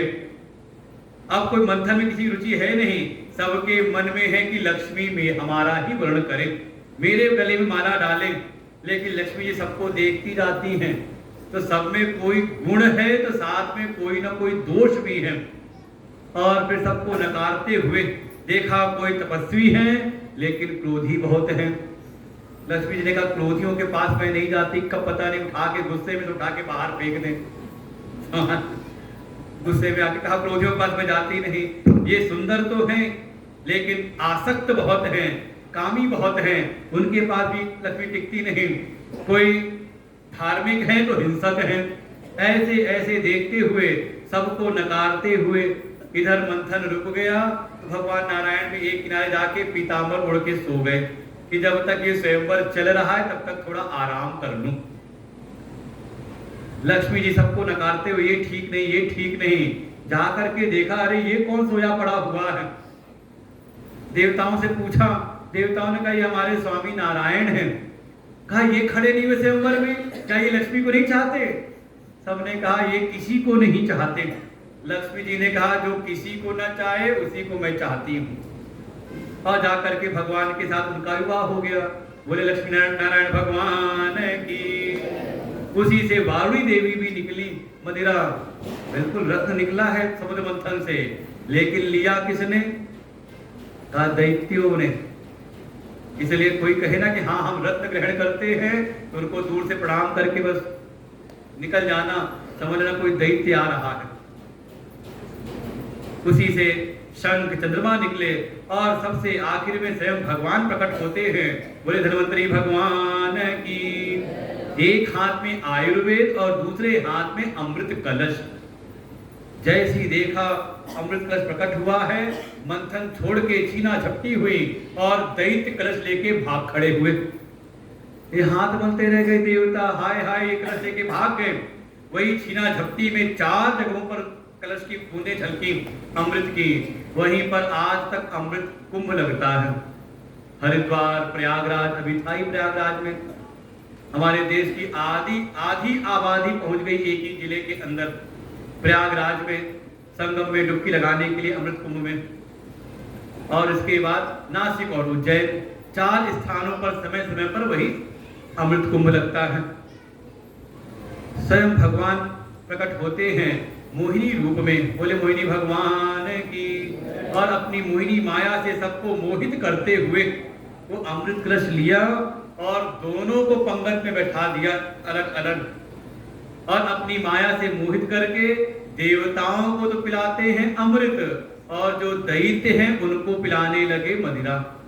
लेकिन ये भेद जान गया दैत्यों में एक बैठा बैठा राहु, वो चुपचाप आया देवता बन करके।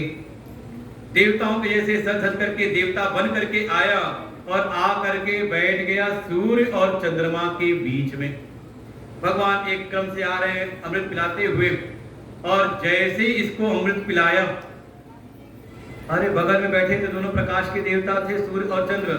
वो तो जैसे पहचान गए इसके पीने की हरकत से, तरीके से समझ गए कि हमारे बीच का नहीं है, ये तो कोई दैत्य देवता बन करके आया है। लेकिन तब तक वो अमृत पी चुका था खड़ा हो गया, जोर से हंसने लगा, अपने असली रूप में आ गया कि हाँ अब तो मैं अमृत पी चुका हूं। भगवान ने चक्र चलाया, गर्दन काटी, लेकिन मरा नहीं, क्योंकि अमृत पी चुका था। समस्या और हो गई, पहले एक था, अब हो गया दो। जो सिर था वो हो गया राहु और नीचे का धड़ हो गया केतु। और ये सूर्य और चंद्रमा ने ही शिकायत की थी उन्होंने, तो समय समय पे आके बदला लेता है, उनको ग्रस्ता रहता है, ग्रहण लगाता है इनके ऊपर। लेकिन मन में आया कि जब भगवान सबको पिला रहे थे तो ठीक है, कोई और नहीं जान पाया तो क्या भगवान भी नहीं जान पाए कि ये दैत्य है, भेद करके आया हुआ है? नहीं जान पाए तो फिर परमात्मा कैसे, सर्वज्ञ कैसे? और जब जान गए थे, अगर जान गए थे तो पिलाया क्यों? मन में नहीं आएगी बात। कारण भगवान कहते हैं ठीक है, कोई इस देवत्व के मार्ग में, देवता के बनने के मार्ग पर अगर कोई आता है तो उसका स्वागत है, कैसा भी उसका पिछला इतिहास कैसा भी हो। अपि चेत सुदुराचारों भजते माम अनन्य भाग। भगवान कहते ठीक है, किसी से कैसी भी गलती हो गई हो, कैसा भी पाप हो गया हो, लेकिन पश्चाताप करके अगर वो मेरी शरण में आ जाए, देवत्व के मार्ग में, साधना के मार्ग में, भक्ति के मार्ग में आ जाए, तो तत्काल मैं उसके पुराने पापों को नष्ट कर देता हूं। सर्वधर्मान परित्यज्य मामेकं शरणं व्रज अहं त्वा सर्व पापेभ्यो मोक्षयिष्यामि मा शुचः। इसीलिए भगवान देखा चलो जैसे भी देवताओं के बीच में आया है, देवता बन करके आया है तो कोई बात नहीं, लेकिन जैसे ही अमृत पी करके वो खड़ा हो गया, अब तो मैंने अमृत पी लिया और आ गया अपने पुराने हाल में, तो भगवान ने कहा जब तू दैत्य बना, जाके फिर दैत्य ही बना रहे थे, गर्दन काट दी उसकी। ऐसे फिर उसके बाद सारा भेद खुलता है, दैवासुर संग्राम प्रारंभ हुआ। लेकिन ये जो देवता थे अमृत पान कर चुके थे, युद्ध में देवताओं की विजय होती है और देवलोक पर दोबारा शासन स्थापित हो जाता है देवताओं का। ये सारे जो असुर थे दैत्य मारे गए, लेकिन ये जो राजा बलि है, मरते मरते इसने अपने गुरुदेव शुक्राचार्य का स्मरण किया। शुक्राचार्य आए और जिसके जिसके भी शरीर प्राप्त हुए सबको अपनी संजीवनी विद्या से पुनर्जीवित कर दिया। राजा बलि को लगा ये तो गुरुदेव की कृपा से ये जीवन मिला है, और ऐसी भावना हृदय की, अब तो गुरु चरणों में बिल्कुल समर्पित हो गए। गुरु शुक्राचार्य जैसा कहते हैं राजा बलि वैसा ही करते हैं, तन मन से गुरुदेव की सेवा में समर्पित हो गए। और जब ऐसी सेवा करने लगे तो गुरु जी भी हृदय से प्रसन्न हो गए। ये मेरा जो शिष्य है राजा बलि, ये देखो कैसी कितनी तल्लीनता के साथ मेरी सेवा में लगा हुआ है, लेकिन इसके साथ हुआ तो छल ही है। कैसा इसके साथ छल हुआ इसके साथ में, और बड़े प्रसन्न होकर के अपनी तपस्या के बल से एक दिव्य रथ का निर्माण किया। अथारूह्य रथम दिव्यम भृगुदत्तम महारथ। ये जो भृगुवंशी शुक्राचार्य हैं, इन्होंने अपने तप के बल से एक दिव्य रथ का निर्माण किया और राजा बलि को बुलाया, कहा राजा बलि तू इस पर बैठ करके चला जा देवलोक पर, तेरा सामना करने वाला कोई नहीं होगा, और कोई आया तो स्वतः ही वो पराजित हो जाएगा। जाओ जा करके देवलोक पर अपना शासन स्थापित करो। और राजा बलि उस रथ पर बैठ करके सीधे पहुंच गए देवलोक में। उस रथ का ऐसा तेज, उस तेज को देख करके ही देवता कोई आके कोई युद्ध करने को भी नहीं आया। उस तेज से भयभीत होकर के सारे देवताओं ने देवलोक खाली करके भाग खड़े हुए, और फिर देवलोक पर दैत्यों के राजा राजा बलि का साम्राज्य पुनः स्थापित हुआ। पीछे शुक्राचार्य भी आ गए और जो दैत्य थे उन सबको भी लेकर के, तो जितनी जो भी पद थे सब जगहों पर यही दैत्य लोग स्थापित हो गए। और बड़ा सुंदर, जैसा शुक्राचार्य कहते हैं वैसा ही सारा बढ़िया सा शासन चलता है।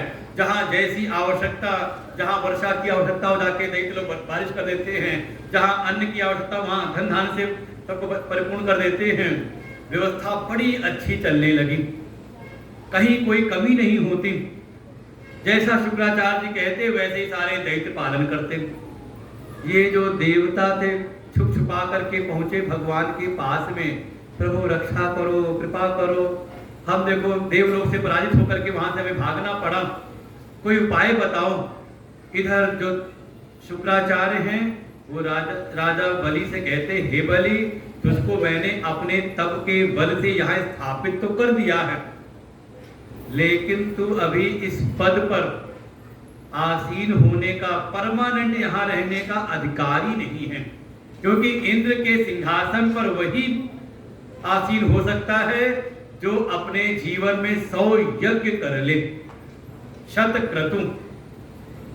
इसीलिए इंद्र का एक नाम है शत का श, क्रतु का क्र, इंद्र का एक नाम है शक्र।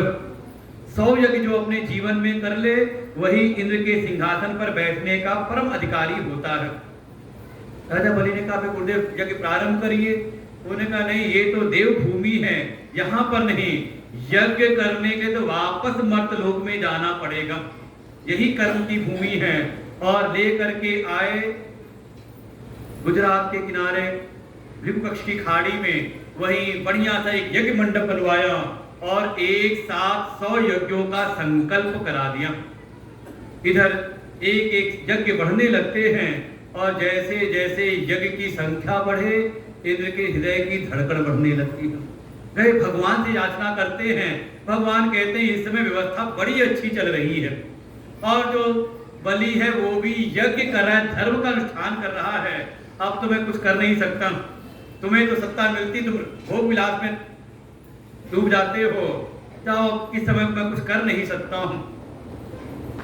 जो देवताओं के राजा हैं इंद्र, सब जगह से थक हार करके पहुंचते हैं अपनी मां अदिति की शरण में। अदिति से प्रार्थना की, हे मां, आप ही कुछ उपाय निकालो, कोई कृपा करो। अदिति ने कहा, पुत्र, अभी तुम्हारे पिता आएंगे तो मैं उनसे कोई साधन उपाय पूछूंगी। बाद में कश्यप ऋषि आए, उनसे जब सारी बातें बताई, कश्यप ऋषि ने कहा, इस समय तुम्हारे पुत्र का जो शत्रु है बलि, वो इस समय धर्म का अनुष्ठान कर रहा है। अगर उसको पराभूत करना है तो उससे बड़ा तप करना पड़ेगा। और कश्यप ऋषि ने अदिति माँ को अपने पुत्र के कल्याण के लिए एक व्रत बताया, जैसे माताएं आज भी करती हैं पुत्र के कल्याण के लिए, ऐसे ही एक व्रत बताया, नाम है पयो व्रत। और अदिति माँ पूरे नियम संयम से उस व्रत का अनुष्ठान करती हैं। धीरे धीरे समय हुआ भाद्रपद मास की, श्रवण नक्षत्र द्वादशी तिथि है शुक्ल पक्ष की, और स्वयं भगवान ही प्रकट होते हैं। बोले वामन भगवान की। तम वटुम वामनम दृष्ट्वा मोदमानाः महर्षय कर्माणि कारयामासु पुरस्कृत्य प्रजापतिम। वामन अंगुल के हैं, इसलिए नाम पड़ा वामन। छोटे से हैं, जैसे हमारे सारे बटुक लोग हैं, सब वामन अवतार हैं, सब ये सब के सब। इनको जो आकर के भिक्षा देता है, समझ लो सीधे भगवान नारायण को भिक्षा जाती है। इसलिए कभी इसे कर्मानुष्ठान कराया करो तो खाली मत छोड़ा करो, उसको दे दिया करो, इनकी झोली में, एक कमंडल में डाल दिया करो। इन वामन बटुकों को जो कोई भी, ये सारे बटुक वामन के स्वरूप हैं भगवान के ही, क्योंकि वेद पढ़ते हैं, पूरे नियम, सवेरे उठ जाते हैं, सुबह जल्दी उठ करके स्नान शौच स्नान करके फिर संध्या वंदन, फिर भगवान की पूजा, फिर नित्य होम, फिर उसके बाद जलपान करके थोड़ा आश्रम की सेवा करते हैं। उसके बाद फिर आचार्य लेकर के बैठ जाते हैं, इनको चलो वेद पढ़ो, वेद पढ़ाते हैं इनको, और भी अन्य शास्त्र पढ़ाते हैं। उसके बाद फिर अपना कुछ भोजन आहार किया, थोड़ा विश्राम किया, फिर बैठ गए, मध्याह्न संध्या की, फिर शाम को वेद पढ़ा, फिर सायंकाल की संध्या की, फिर भगवान की पूजा उपासना, स्तोत्र पाठ इत्यादि। ऐसी दिनचर्या जिनकी है सधी हुई, ऐसे जो बटुक ब्रह्मचारी सब भगवान वामन के स्वरूप हैं। इनकी जो सेवा किसी प्रकार से भी करे तो कम से कम एक बटुक की सेवा कोई अगर ले ले कि हाँ एक बटुक का जो खर्चा आएगा, खर्चा बहुत आता है, लेकिन हमारे अध्यक्ष ने कम कर रखा है कि 1100 रुपए भी कोई अगर महीने का दे तो मान लेते हैं कि हाँ एक बटुक की सेवा इन्होंने ले ली। ऐसे तो खर्चा बहुत आता है हमारे ललितानंद जी हैं, हनुमान जी हैं, अवधेश जी हैं, और भी जो सब इनके साथ में सब लगे रहते हैं, कुछ लोग अपना अनुदान देते हैं।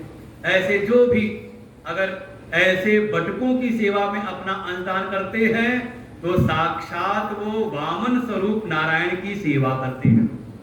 इसलिए बिल्कुल अवसर है, अपना अपना नाम लिखा दो कोई ना कोई कि हाँ इस एक बटुक की सेवा हमारी। और इस समय हमारे गुरुदेव के आश्रमों में लगभग 75 बटुक हैं जो वेद अध्ययन कर रहे हैं। लगभग 40 तो हमारे लखनऊ आश्रम में ही 40-42 इस समय है, फिर यहाँ पर 17 हैं, मेरठ में 15 हैं, हरिद्वार में 4-5 हैं, सब जगह मिला के लगभग 75 बटुक इस समय। और सब गुरुदेव की कृपा में रहते हुए वेद अध्ययन कर रहे हैं, धर्मशास्त्रों को पढ़ रहे हैं, जिससे कि समाज में धर्म का प्रचार ज्यादा से ज्यादा हो।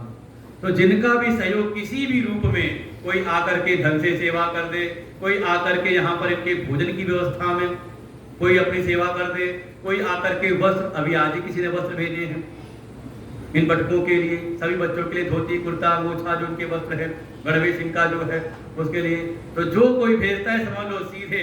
इसीलिए जैसे ही वामन अवतार हुआ, कश्यप ऋषि ने उनका यज्ञोपवीत संस्कार करने लगे, सारे देवता आकर के भेंट समर्पित करने लगे।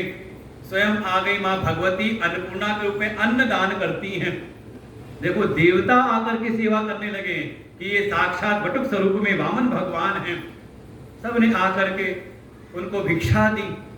वामन भगवान ने कहा पिताजी ये रोज रोज मांगना ठीक लगता नहीं, हमारे बटुक नहीं जाते मांगने वांगने, समाज के लोग अपना के सेवा कर देते हैं, लेकिन वास्तव में अगर मांगने के लिए भेजा जाए तो हाँ मांगने के लिए हमारे ललितानंद जी जाते हैं घर घर, हमारे हनुमान जी के साथ में हनुमान जी भी हैं, साथ में रहते हैं। और ये लोग जा करके कहाँ कहाँ महोली, चररा, मैगलगंज और सीतापुर, कहाँ जहाँ भी इनको कोई ऐसा कोई श्रद्धालु भक्त दिखता है जो सेवा करना चाहता है तो उसको आने में कष्ट ना हो तो ये खुद चले जाते हैं और जा करके उनके जो भी उनसे अंश मिलता है ला करके आश्रम की व्यवस्था में उसको लगाते हैं अच्छी प्रकार से। और सबको देखने में लगता भी कितनी बढ़िया व्यवस्थाएं चल रही हैं। हर महीने भंडारा हो जाता है किसी न किसी का, यहाँ पर जब देखो तब भंडारा, जब देखो भंडारा, कोई ना कोई उत्सव हो रहा है। तो ऐसे हमारे नेता जी जाते हैं मांगने। ये वामन भगवान ने कहा पिताजी ये रोज रोज मांगना अच्छा नहीं लगता, कोई ऐसा नहीं कि जहां जा करके एक बार मांगूं और दोबारा न मांगना पड़े। कश्यप ऋषि ने कहा ऐसे तो केवल इस समय दानवेंद्र बड़े दानी दैत्यराज राजा बलि हैं, इस समय यज्ञ कर रहे हैं, उनके यज्ञ मंडप में चले जाओ, वहां वो आपकी मन भर के आपको भिक्षा प्रदान करेंगे। और वामन भगवान ने अपना कमंडल उठाया, कहा छोटे मोटे यहाँ क्यों जाना, सीधे चलता हूँ किसी बड़े राजा के यहाँ। और जा करके यज्ञ मंडप के द्वार पर ही भिक्षाम देहि आवाज लगाई। आए स्वयं दैत्यराज राजा बलि भिक्षा देने के लिए, क्या भिक्षा दूं आपको। देखा वामन अंगुल के हैं, इतना तेज देख करके मोहित हो गए। उधर शुक्राचार्य जी की जो कौन सी बाई आप फड़कने लगी, उनको लगा ये 100वां यज्ञ प्रारंभ हुआ है और ये कौन आ गया। वामन अंगुल के हैं, इतना छोटा बालक, इतना तेजवान, उनकी बाई आप फड़काने लगी, कहीं कुछ गड़बड़ तो नहीं, 100वां यज्ञ होने वाला है। वो किनारे बैठ के विचार करने लगे। इधर जो वामन भगवान हैं दैत्यराज बलि आए हैं, प्रभु स्वागतम ते नमस्तुभ्यम, आपको नमस्कार है, आपका स्वागत है, बताइए क्या चाहते हैं आप। जो वामन भगवान सीधे मांगते नहीं और मांगने वालों को सिखाते भी हैं कि किसी से मांगने जाओ तो ऐसे ही मत मांग लेना, थोड़ा उसकी प्रशंसा करना। अरे इन्होंने तो बिल्कुल प्रशंसा करना प्रारंभ किया। पिता प्रहलाद पुत्रास्ते तद विद्वान द्विजवत्सल। अरे राजा बलि क्या बताऊं, मैं तो आपके बाबा जी को जानता हूं, दादा को जानता हूं। कौन है दादा बलि के? बलि के पिता हैं विरोचन, विरोचन के पिता हैं प्रहलाद। मैं तो आपके दादा को जानता हूं, प्रहलाद जी को। अरे उनके जैसा भगवान का भक्त, ब्राह्मणों से की सेवा करने वाला आज तक भूतो न भविष्यति, ऐसे थे। अरे आपके पिता भी विरोचन भी कोई कम नहीं, दान करने के लिए आ गए तो अपना सर्वस्व दान करने को तैयार हो जाते हैं। ऐसे हे राजा, आपकी मैंने बड़ी महिमा सुनी है, कह रहे जब मांगने जाओ तो थोड़ी प्रशंसा भी करो, और जब आपकी प्रशंसा से प्रसन्न हो जाए तब अपनी रसीद बुक सामने रख दो कि हाँ भैया अंशदान आपका इस महीने का आया नहीं है। हमारे पिताजी जी ऐसे करते हैं, जो आता है उसको पहले चाय पिलाते हैं और चाय पिला करके फिर उसके बाद निवेदन कर लेते हैं कि भैया आश्रम की सेवा में कुछ आपका भी अंशदान। और वास्तव में मोहल्ले के जो लोग हैं देते ही रहते हैं कुछ ना कुछ, किसी न किसी रूप में। ऐसे पहले प्रसन्न किया और कहा नहीं, पहले वरदान, पहले संकल्प लो। जब तक ये बात होती तब तक वो कार्य को देख के कारण की खोज करते करते शुक्राचार्य जान गए। देखो यही है ईश्वर को पाने का तरीका, कार्य को देख करके कारण की खोज करो। तो सवेरे वाले में यही तो है, दृश्य दिख रहा है इसका मतलब कोई देखने वाला दृष्टा है। ऐसे दृश्य और दृष्टा का विचार करते करते अपने साक्षी तक पहुंच कर लो, उसको जान लो। ऐसे ही कार्य को देख के कारण की खोज करते करते जो जैसे ही दैत्यराज बलि संकल्प लेने को तैयार थे, अरे रोका उनको शुक्राचार्य ने। ऐसे वैरोचने साक्षात भगवान विष्णु नव्य, कहते अरे बलि सावधान, ये जो सामने आए हुए हैं ना ये कोई और नहीं, ये देवताओं का काम बनाने के लिए विष्णु स्वयं आए हुए हैं। ये अपनी माया से तुम्हें मोहित करके तुम्हारा, इनको मत समझना कि कुछ मांगने आए हैं, तुम्हारा सब मांग लेंगे, कुछ छोड़े उड़ेंगे नहीं। कश्यप अदिति जातो देवा नाम का साधक, ये कश्यप और अदिति के माध्यम से देवताओं का कार्य साधने के लिए आए हुए हैं, इसलिए सावधान। लेकिन राजा बलि कहते नहीं नहीं, मैंने तो संकल्प ले लिया है कि हाँ मैं दूंगा। और वर्णन तो इतना किया कि जब संकल्प लेने को हुए तो जो गुरुजी थे उनकी बड़ी आसक्ति शिष्य के साथ में, तो जा करके मन में आया कि जब तक संकल्प नहीं होगा तब तक देंगे कैसे, माँ समझाने से समझ रहे नहीं। तो जा करके वो जो संकल्प लेने के लिए जो आखिरी में जल छोड़ा जाता है जिस लुटिया से, वो जा करके उस लुटिया की जो टोटी थी जा करके बैठक बन करके वहीं छेद में फंस लग गए कि ना तो जल निकलेगा ना संकल्प होगा। वो भगवान ने कहा बलि चिंता ना करो, गुरुजी नाराज है तो कोई बात नहीं, मैं संकल्प मुझे पढ़ना आता है, मैं कश्यप का पुत्र हूँ, मतलब सीख करके आया हूँ। और मन पढ़ने लगे लेकिन टोटी से जल ना निकले, संकल्प पढ़ने लगे। तब भगवान ने कोई पूछा उठाई और कहा था टोटी में कुछ फंस गया है, और जा करके उसमें छेद किया, वो डाला अंदर, जा करके उनकी आंख में लगता है, तब शुक्राचार्य हो गए एक आंख वाले। देखो भक्तदेव कार्य में कोई बाधा करे तो समझ लो फिर क्या गति उसकी होती है। उसके बाद संकल्प हुआ। अरे संकल्प में भी जब राजा बलि मानते नहीं तो समझाते जब शुक्राचार्य जी, कहते हे राजा बलि तुम अपनी सारी संपत्ति को दान करने के अधिकारी नहीं हो, क्योंकि हर व्यक्ति की संपत्ति पर 5 का अधिकार है। जो भी समझदार है, जो इस लोक में और परलोक में दोनों जगह सुख चाहता है, तो उसको अपनी आय का, अपनी संपत्ति का 5 भाग करना चाहिए। धर्माय यशसे अर्थाय कामाय स्वजनाय च पंचधा विभजन वित्तम इहा भूत च मोदते। जिसको भी इस लोक और परलोक दोनों जगह सुख भोगना हो, उसको तो अपनी संपत्ति का पंचधा विभजन 5 भाग करने चाहिए। समझो ये शुक्र नीति है दैत्यों की। हमारे तो मनु महाराज ने तब भी कुछ आसान और कर दिया, का 10 विभाग कर लो, और 10वां जो अंश है वो धर्म के कार्य में कहीं ना कहीं दान देना चाहिए। दशांश का त्याग जरूर करना चाहिए उसको, कहीं ना कहीं श्रेष्ठ कार्यों में, जहाँ कहीं बट ब्राह्मणों की सेवा हो रही हो, जहाँ संतों की सेवा हो, जहाँ भगवान की सेवा हो, वहाँ अपने दशांश का त्याग करना चाहिए। देखो शुक्र नीति में कहा 10 नहीं 20वां हिस्सा, मतलब 100 का 10 नहीं 100 का 20 रुपया, मतलब दैत्य भी हमसे ज्यादा आगे कहीं ना कहीं है दान करने में। धर्माय यशे अर्थाय कामाय सजनाय च, जो 5 हिस्सा करे, 1 हिस्सा धर्म के लिए निकाले, फिर 1 हिस्सा, दूसरा हिस्सा कहा यश के लिए, थोड़ा सामाजिक कार्यों के लिए, जिससे हमारा समाज में यश हो। देखो धर्म अलग कर दिया और यश को अलग कर दिया।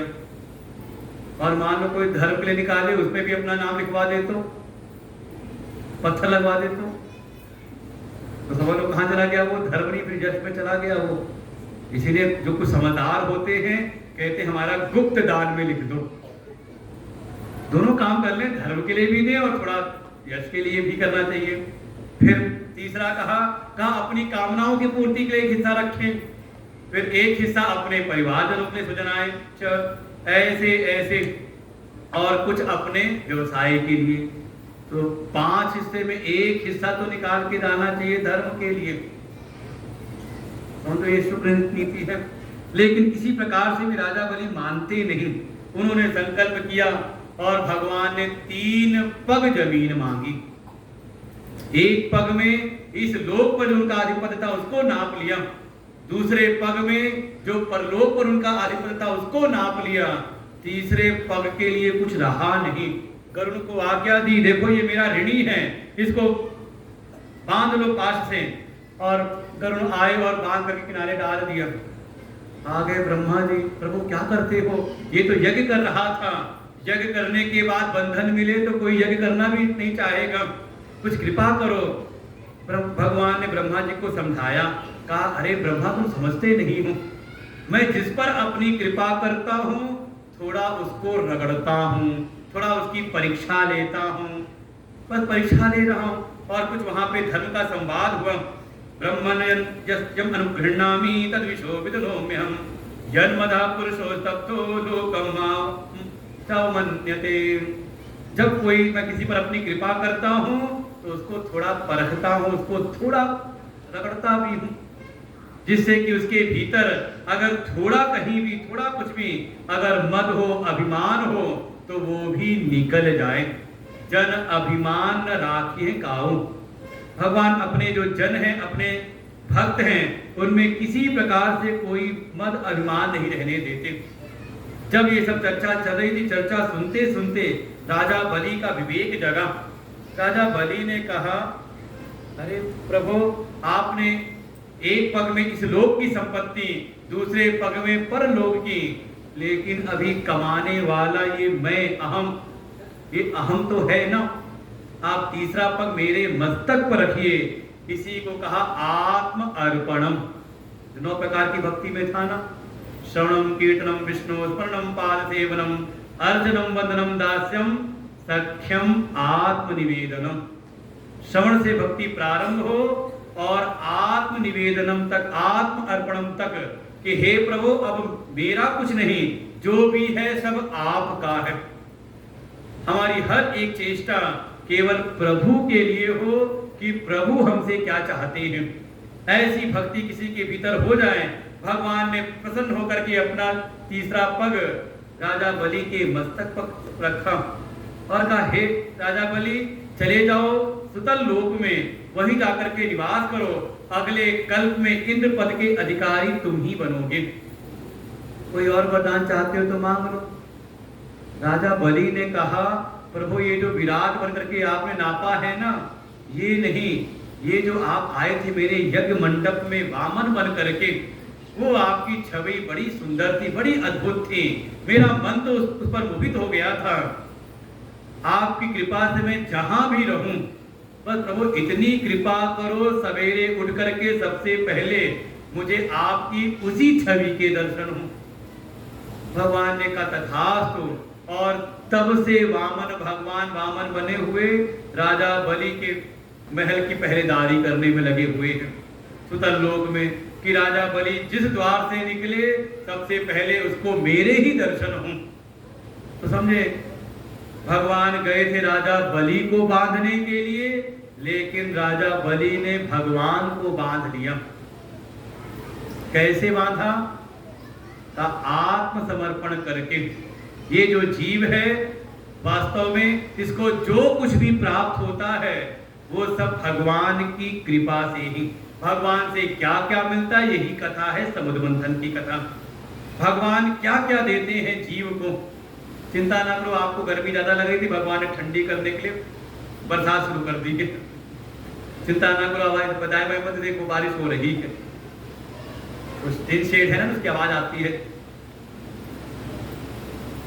जहां पे जीव को जो भी आवश्यकता होती है भगवान उस सब का प्रबंध करते हैं। बालक का जन्म हो तो उसके लिए दूध की व्यवस्था, बड़ा हो तो अन्न की हर जगह देखें। जो कुछ भी हमें प्राप्त होता है वो भगवान की कृपा से ही प्राप्त होता है। तो बदले में जीव भगवान को क्या अर्पण करे, क्या दे उनको। मान लो आपके घर में कोई आए, कोई उत्सव चल रहा है आपके घर में, सब आ रहे हैं कोई भेंट लेकर के, और वो प्राणी आया और खाली हाथ आया। उसको लगा सब कोई भेंट लेकर के आए, मैं तो खाली हाथ आ गया हूँ, कुछ लाया नहीं। सब क्या कहेंगे, मौका देखा, दीवार पर बढ़िया घड़ी टंगी थी, उसी को उतारा, कपड़े में लपेटा, ले जाके भेंट दे दी। आपने खोला उपहार, देखा चलो कोई बात नहीं, मेरी घड़ी है, मुझको ही दी है, कम से कम घर से लेकर के नहीं चला गया, ये अच्छी बात है। यही तो नहीं कर रहे। आए आश्रम में, आश्रम से ही फूल तोड़ा, आश्रम के ही देवता को अर्पण कर दिया। कोई करता तो नहीं तो यहाँ के लोग नहीं करते हैं। यही तो पूरी दुनिया में कर रहे हैं। जो भगवान से मिला है, भगवान की ही संपत्ति को भगवान को ही अर्पण करके और भीतर एक अहम बना लेते हैं, देखो हमने कितनी बड़ी सेवा समर्पित की है। अगर भगवान की कृपा न होती तो हम किस लायक थे। वास्तव में जो मिला है वो भगवान की ही कृपा से प्राप्त हुआ है। सब संपत्ति रघुपति के आई, ये जो कुछ है सब प्रभु का ही है। लेकिन जीव इसका एक मिथ्या अभिमान बना लेता है, उसे अपनी ममता जोड़ लेता है। तो वास्तव में अगर कोई भक्त, कोई जीव भगवान को देना चाहे तो क्या अर्पण करे जिससे भगवान प्रसन्न हो जाए। तो एक ही चीज है, अपना अहंकार, अपना अभिमान, ये भगवान को अर्पण कर दे। आत्म अर्पणम, जब कोई ऐसा आत्मर्पण करता है, आत्मर्पण करता है, भगवान उससे बड़े प्रसन्न हो जाते हैं। एक समय स्वयं भगवान आए, अवतार लेते हैं, राजा सतरुत पर कृपा की और भगवान ने मत्स्य अवतार लिया। राजोवाच मनमंत्राणि सर्वाणि त्वयुक्तानि श्रुतानि मे, वीर्याणि अनंत वीर्यस्य हरे तत्र कृतानि च।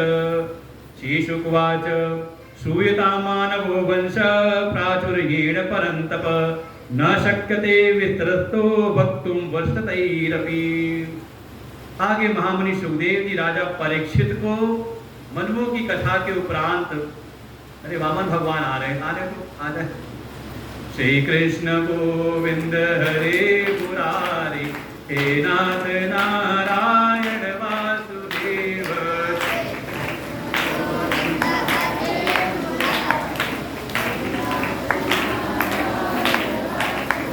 बोले वामन भगवान की।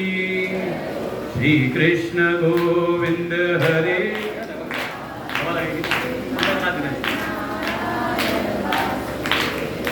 श्री कृष्ण गोविंद हरे मुरारी, हे नाथ नारायण वासुदेव।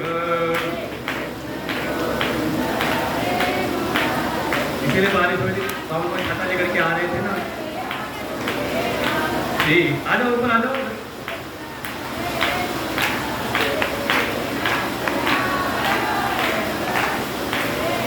श्री कृष्ण गोविंद हरे मुरारी, हे नाथ नारायण।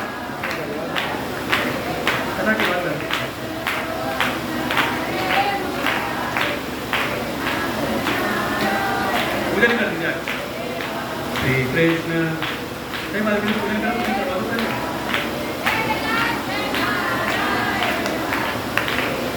श्री कृष्ण गोविंद हरे मुरारी, हे नाथ नारायण वासुदेव।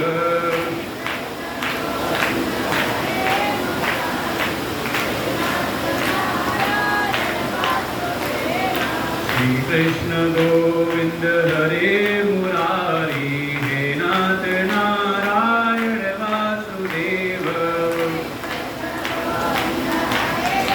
आइए पूजा कर लीजिए।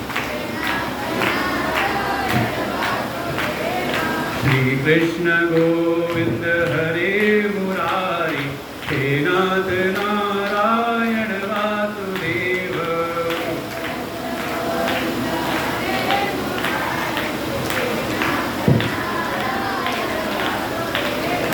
श्री कृष्ण गोविंद हरे मुरारी, हे नाथ नारायण वासुदेव।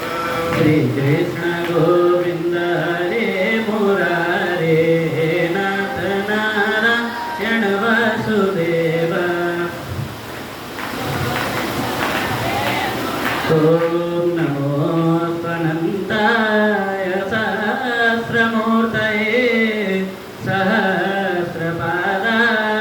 शिरोरुहावे, सहस्रनाम्ने पुरुषाय शाश्वते, सहस्रकोटियुगधारिणे नमः। नमः कमलनाभाय, नमस्ते जलशायिने, नमस्ते केशवानन्त। प्राचुर्येण परन्तप, न शक्यते विसरतो वक्तुं वर्षशतैरपि। महामुनि सुखदेव राजा परीक्षित को कहते हैं कि मैं अब आपको दो वंश जो बड़े विस्तार को प्राप्त हुए, जिनका वर्णन कर पाना सैकड़ों वर्षों में भी संभव नहीं है, ऐसे दो वंश जिसमें पहले जो सूर्य से चला उसका नाम पड़ा सूर्य वंश। ब्रह्मा जी के पुत्र हुए मरीचि, मरीचि के व्यस्वान कश्यप, कश्यप के व्यस्वान, और इन्हीं के यहाँ प्रकट हुए वैवस्वत मनु। इन्हीं के वंश में आगे हुए इक्ष्वाकु, नाभाग आदि राजा हुए। इसी वंश में एक राजा हुए, नाम पड़ा उनका अम्बरीश, जो एकादशी व्रत का नियम करते थे। बड़ी निष्ठा पूर्वक एकादशी का व्रत करते थे। श्री कृष्ण गोविंद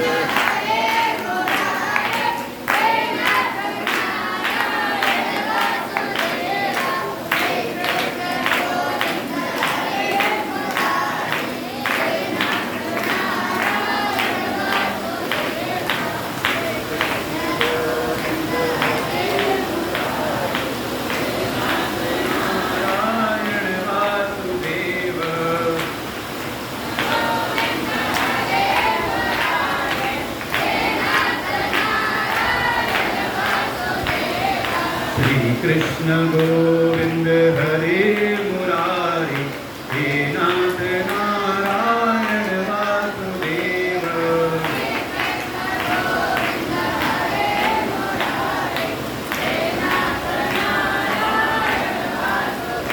बोले सच्चिदानंद भगवान की। अम्बरीश एकादशी व्रत का पालन करते बड़ी निष्ठा के साथ में, और उनकी वो निष्ठा समर्पण भगवान जी के चरणों में, उस एकादशी व्रत के परिणाम स्वरूप भगवान नारायण अपने सुदर्शन चक्र को आज्ञा देते हैं जाकर कि उनकी रक्षा में तत्पर रहो।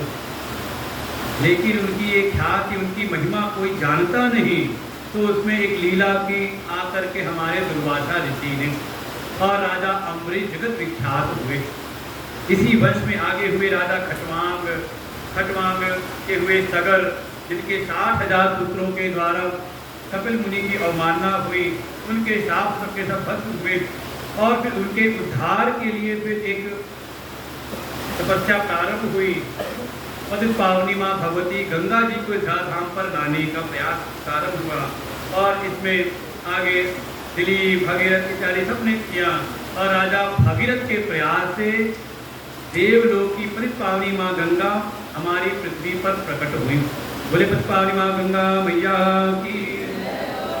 राजा भगीरथ के प्रयास से संभव हुआ, तो उनका ही नाम पड़ा भागीरथी।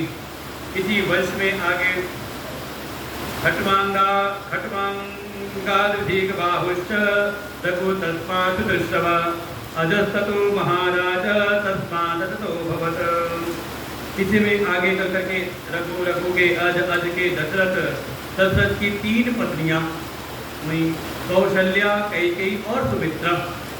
जब तीनों पत्नियों से कोई संतान हुई नहीं, तब गुरु वशिष्ठ के कहने पर राजा दशरथ ने पुत्रेष्टि काम यज्ञ किया और उससे अग्निदेव प्रकट हुए खीर लेकर के प्रसाद रूप में तीनों रानियों को खिलाया और समय आने पर उनके माध्यम से ही तस्यापि भगवानेश साक्षात् ब्रह्ममयो हरि अंशांशेन चतुर्धाघात् पुत्रत्वं प्रापित सुरै राम लक्ष्मण भरत शत्रुघ्न इति संज्ञका। वही परमात्मा ही जैसे 4 भागों विभक्त होकर के अपने अंश से चारों भाइयों के रूप में प्रकट होते हैं, साक्षात परब्रह्म बोले भगवान मर्यादा पुरुषोत्तम भगवान श्री राम की, राजा रामचंद्र भगवान की, राम के रूप में प्रकट हुए और उनकी 3 शक्तियां उनके साथ प्रकट हुई। भरत जी हैं, लक्ष्मण जी हैं और शत्रुघ्न जी हैं। धीरे धीरे बड़े हुए, आ गए एक महात्मा जी मांगने के लिए, विश्वामित्र आ गए। विश्वामित्र महामुनि ज्ञानी आए अपने यज्ञ रक्षा के लिए, राम को मांगने के लिए, लेकिन दशरथ जी तैयार नहीं होते। तब आकर के वशिष्ठ जी ने समझाया महात्माओं को देने में कोई नुकसान नहीं है, और फिर वशिष्ठ जी के समझाने से 2 पुत्रों को भेजा।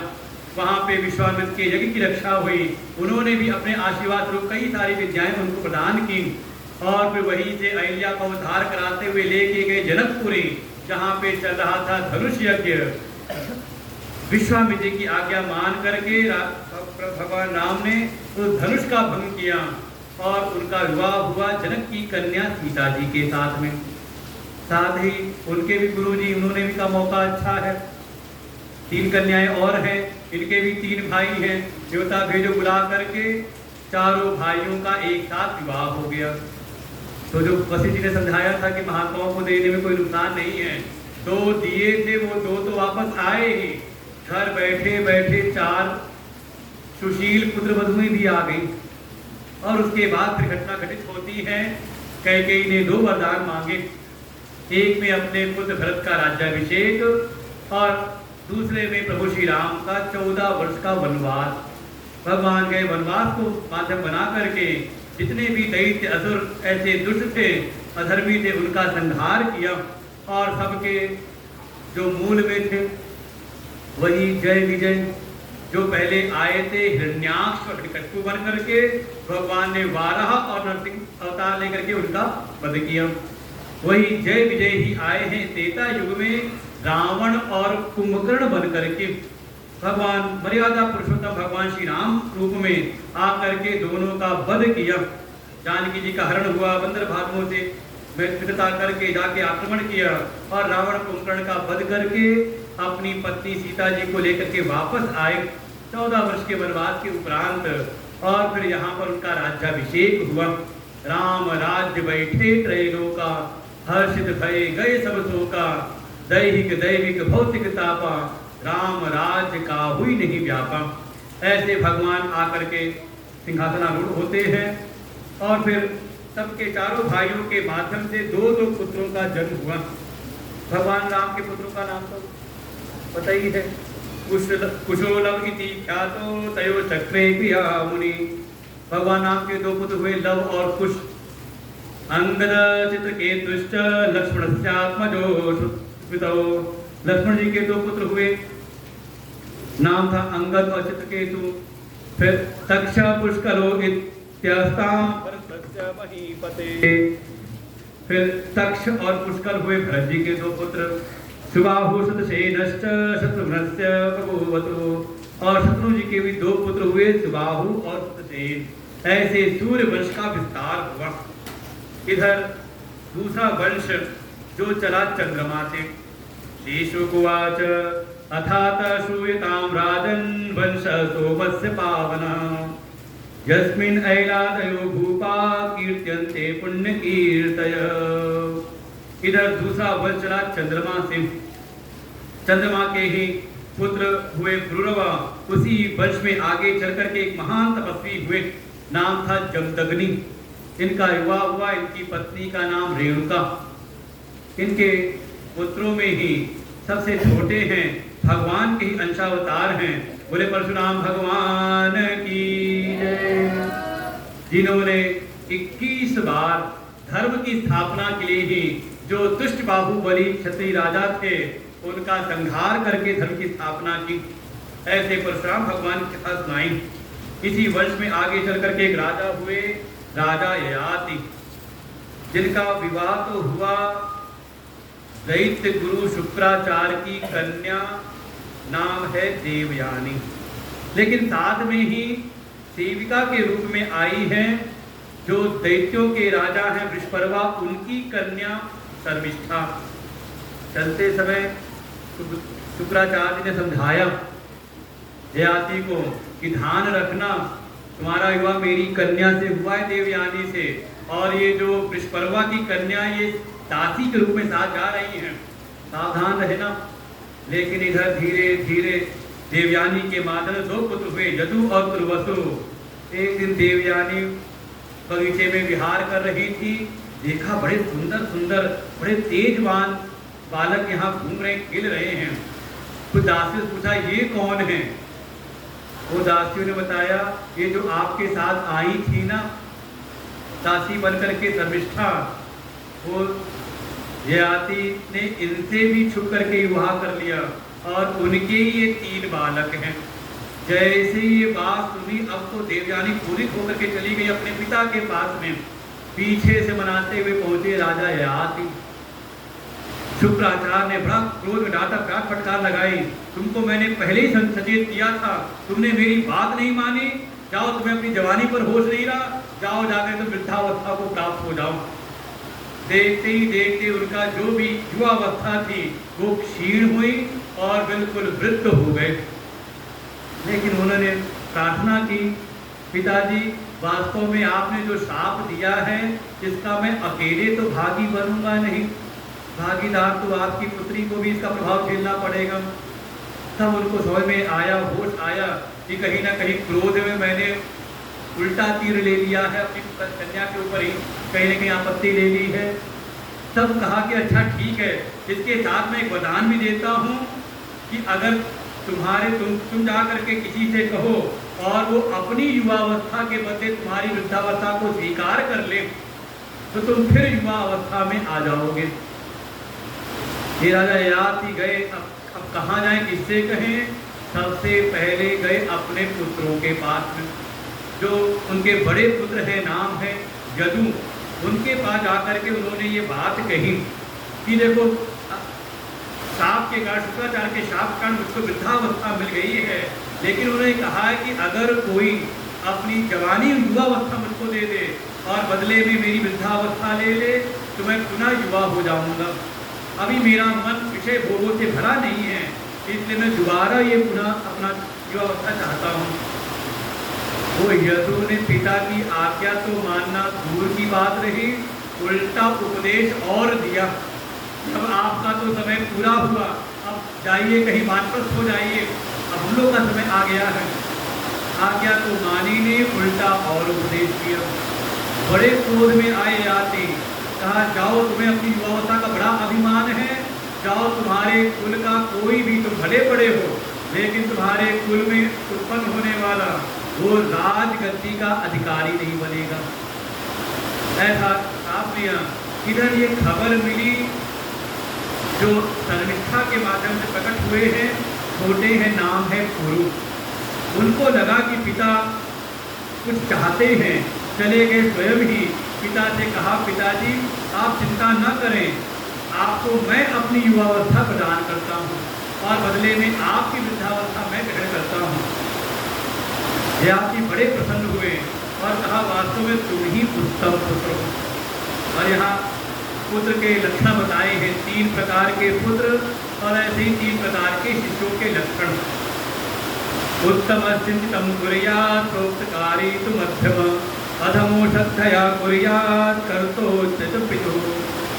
का उत्तम पुत्र तो वो है जो आज्ञा पालन नहीं, बल्कि नित्यानंद को भगवान आने वाले ना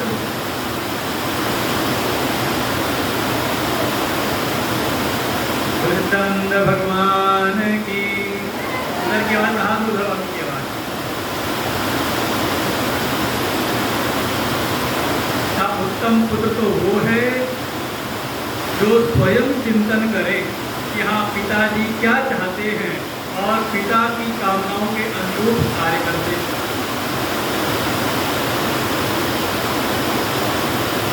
प्रोक्तारी तो मध्यमा वो मध्यम श्रेणी के हैं जो आज्ञा का पालन करते हैं। पिताजी आए आज्ञा से तो बिल्कुल कोई विचार किए बगैर जो पिता की आज्ञा उसका पालन करते वो मध्यम है। और तीसरे हैं आज्ञा पालन तो करते हैं लेकिन श्रद्धा नहीं बल्कि कुड़कुड़ाते हुए गुस्सा करते हुए बड़ा झिड़ाते हुए आज्ञा पालन करते हैं। क्या ऐसे जो पुत्र हैं वो अधम कोटि के हैं। ऐसे वर्णन किया और इन्हीं को आशीर्वाद दिया कि जाओ तुम्हारे वंश में जो उत्पन्न होंगे वही सत्ता के अधिकारी होंगे। और आगे चल करके इन्हीं कुरु के वंश में ही आते हैं राजा कुरु के हुए पांडव और धृतराष्ट्र और उसी में आए हैं राजा परीक्षित। और इधर जो यदु का वंश है वो आगे विस्तार लेता है। यदु के यहाँ दो राजा हुए राजा भोज और वृष्णि। राजा भोज के ही पुत्र हुए आहुक। आहुक के देव और उग्रसेन इसी वंश में आया है कंस। काल नेमी का अवतार है कंस। और इधर वृष्णि वंश में ही सुनाई दे रहा है कि नहीं?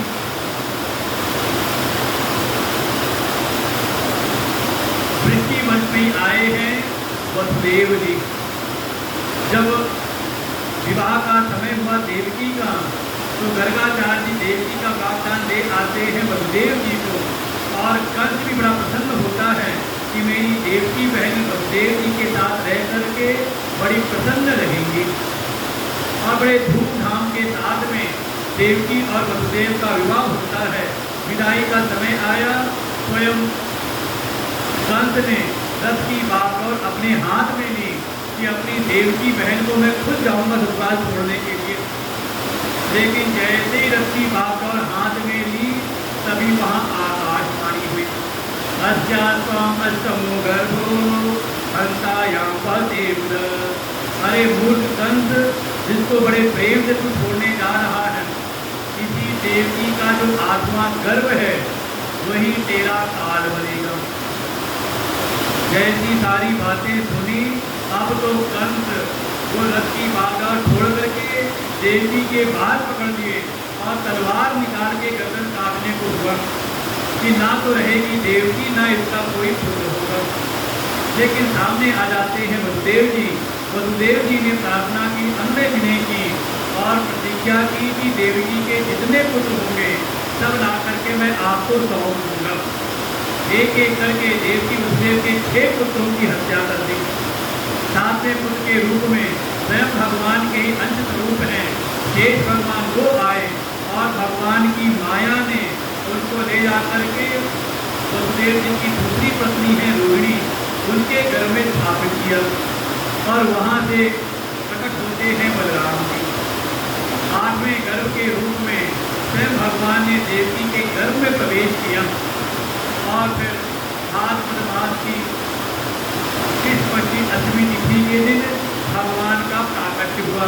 भगवान चतुर्भुज रूप में प्रकट हुए, अपना दर्शन दिया, उपदेश किया। और फिर माँ ने प्रार्थना की कि बालक रूप में हो जाओ तो भगवान बाल रूप में हो गए। और साथ में कह दिया कि मुझको ले जा करके छोड़ आओ गोकुल में। और वहाँ पर मेरी माया प्रकट हुई है, एक कन्या प्रकट हुई है यशोदा के माध्यम से, उस कन्या को यहाँ ले आओ। और वसुदेव और देवकी ने एक टोकरी में रखा भगवान को और ले करके इसी घनघोर वर्षा में लेके चले गए गोकुल। गोकुल में अपने लाला को वहाँ रखा और वहाँ जन्मी जो कन्या थी उनको वापस लेकर के आ गए मथुरा के कारागृह में। और इधर जैसे ही भगवान पहुँचे गोकुल में वहाँ धीरे धीरे सब जगने लगते हैं। चारों ओर शोर हो गया कि नंद के यहाँ लाला का जन्म हुआ है। बोले बाल कृष्ण भगवान की, नंद के लाला की, यशोदा के लाला की। नंद गणानंद भयो जय कन्हैया लाल की। नंद गणानंद भयो जय कन्हैया लाल की। हाथी दीनो घोड़ा दीनो मोर दीनो पाल की। और फिर इसके बाद नंदोत्सव प्रारंभ हो जाता है। जो नंदोत्सव हमारे यहाँ होगा 16 तारीख की रात्रि में, सबको निमंत्रण है। अभी तो कथा में भगवान का प्राकट हुआ है, और अभी आने वाली अष्टमी तिथि 16 तारीख को हम लोग गुरुदेव भगवान के पावन सानिध्य में भगवान के प्राकट्य का उत्सव नंदोत्सव मनाएंगे। यहाँ पर रात्रि तक यहाँ पर भजन कीर्तन इत्यादि जो भी होंगे संतों का आशीर्वचन मिलेगा, और साथ ही पूज्य गुरुदेव भगवान का भी आशीर्वचन संभवतः कल से मिलना प्रारंभ होगा। पूज्य गुरुदेव भगवान कल व्यास आसन पर आरूढ़ रहेंगे, उनकी हम सबको कृपा, उनका आशीर्वचन प्राप्त होगा। तो जो अभी न आ पाए हों तो उनको भी ये सूचना अवश्य देंगे कि बड़े महाराज जी पूज्य गुरुदेव भगवान यहाँ पर आ चुके हैं आश्रम में, और कल से उनके भी आशीर्वचन दोनों सत्रों में ही हम लोग को प्राप्त होंगे। तो अधिक से अधिक संख्या में आकर के यहाँ पर आनंद लें।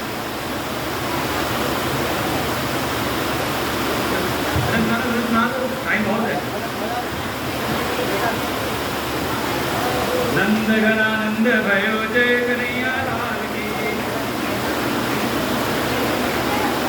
अधमधुराक्षणं अधरं मधुरं वदनं मधुरं नयनं मधुरं हसितं मधुरं हृदयं मधुरं गमनं मधुरं मधुराधिपतेरखिलं मधुरं वचनं मधुरं चरितं मधुरं वदनं मधुरं ललितं मधुरं चलितं मधुरं भ्रमितं मधुरं मधुराधिपतेरखिलं मधुरं वेणुरमधुरो रेणुरमधुर पाणिरमधुर पादो मधुर भृत्यं मधुरं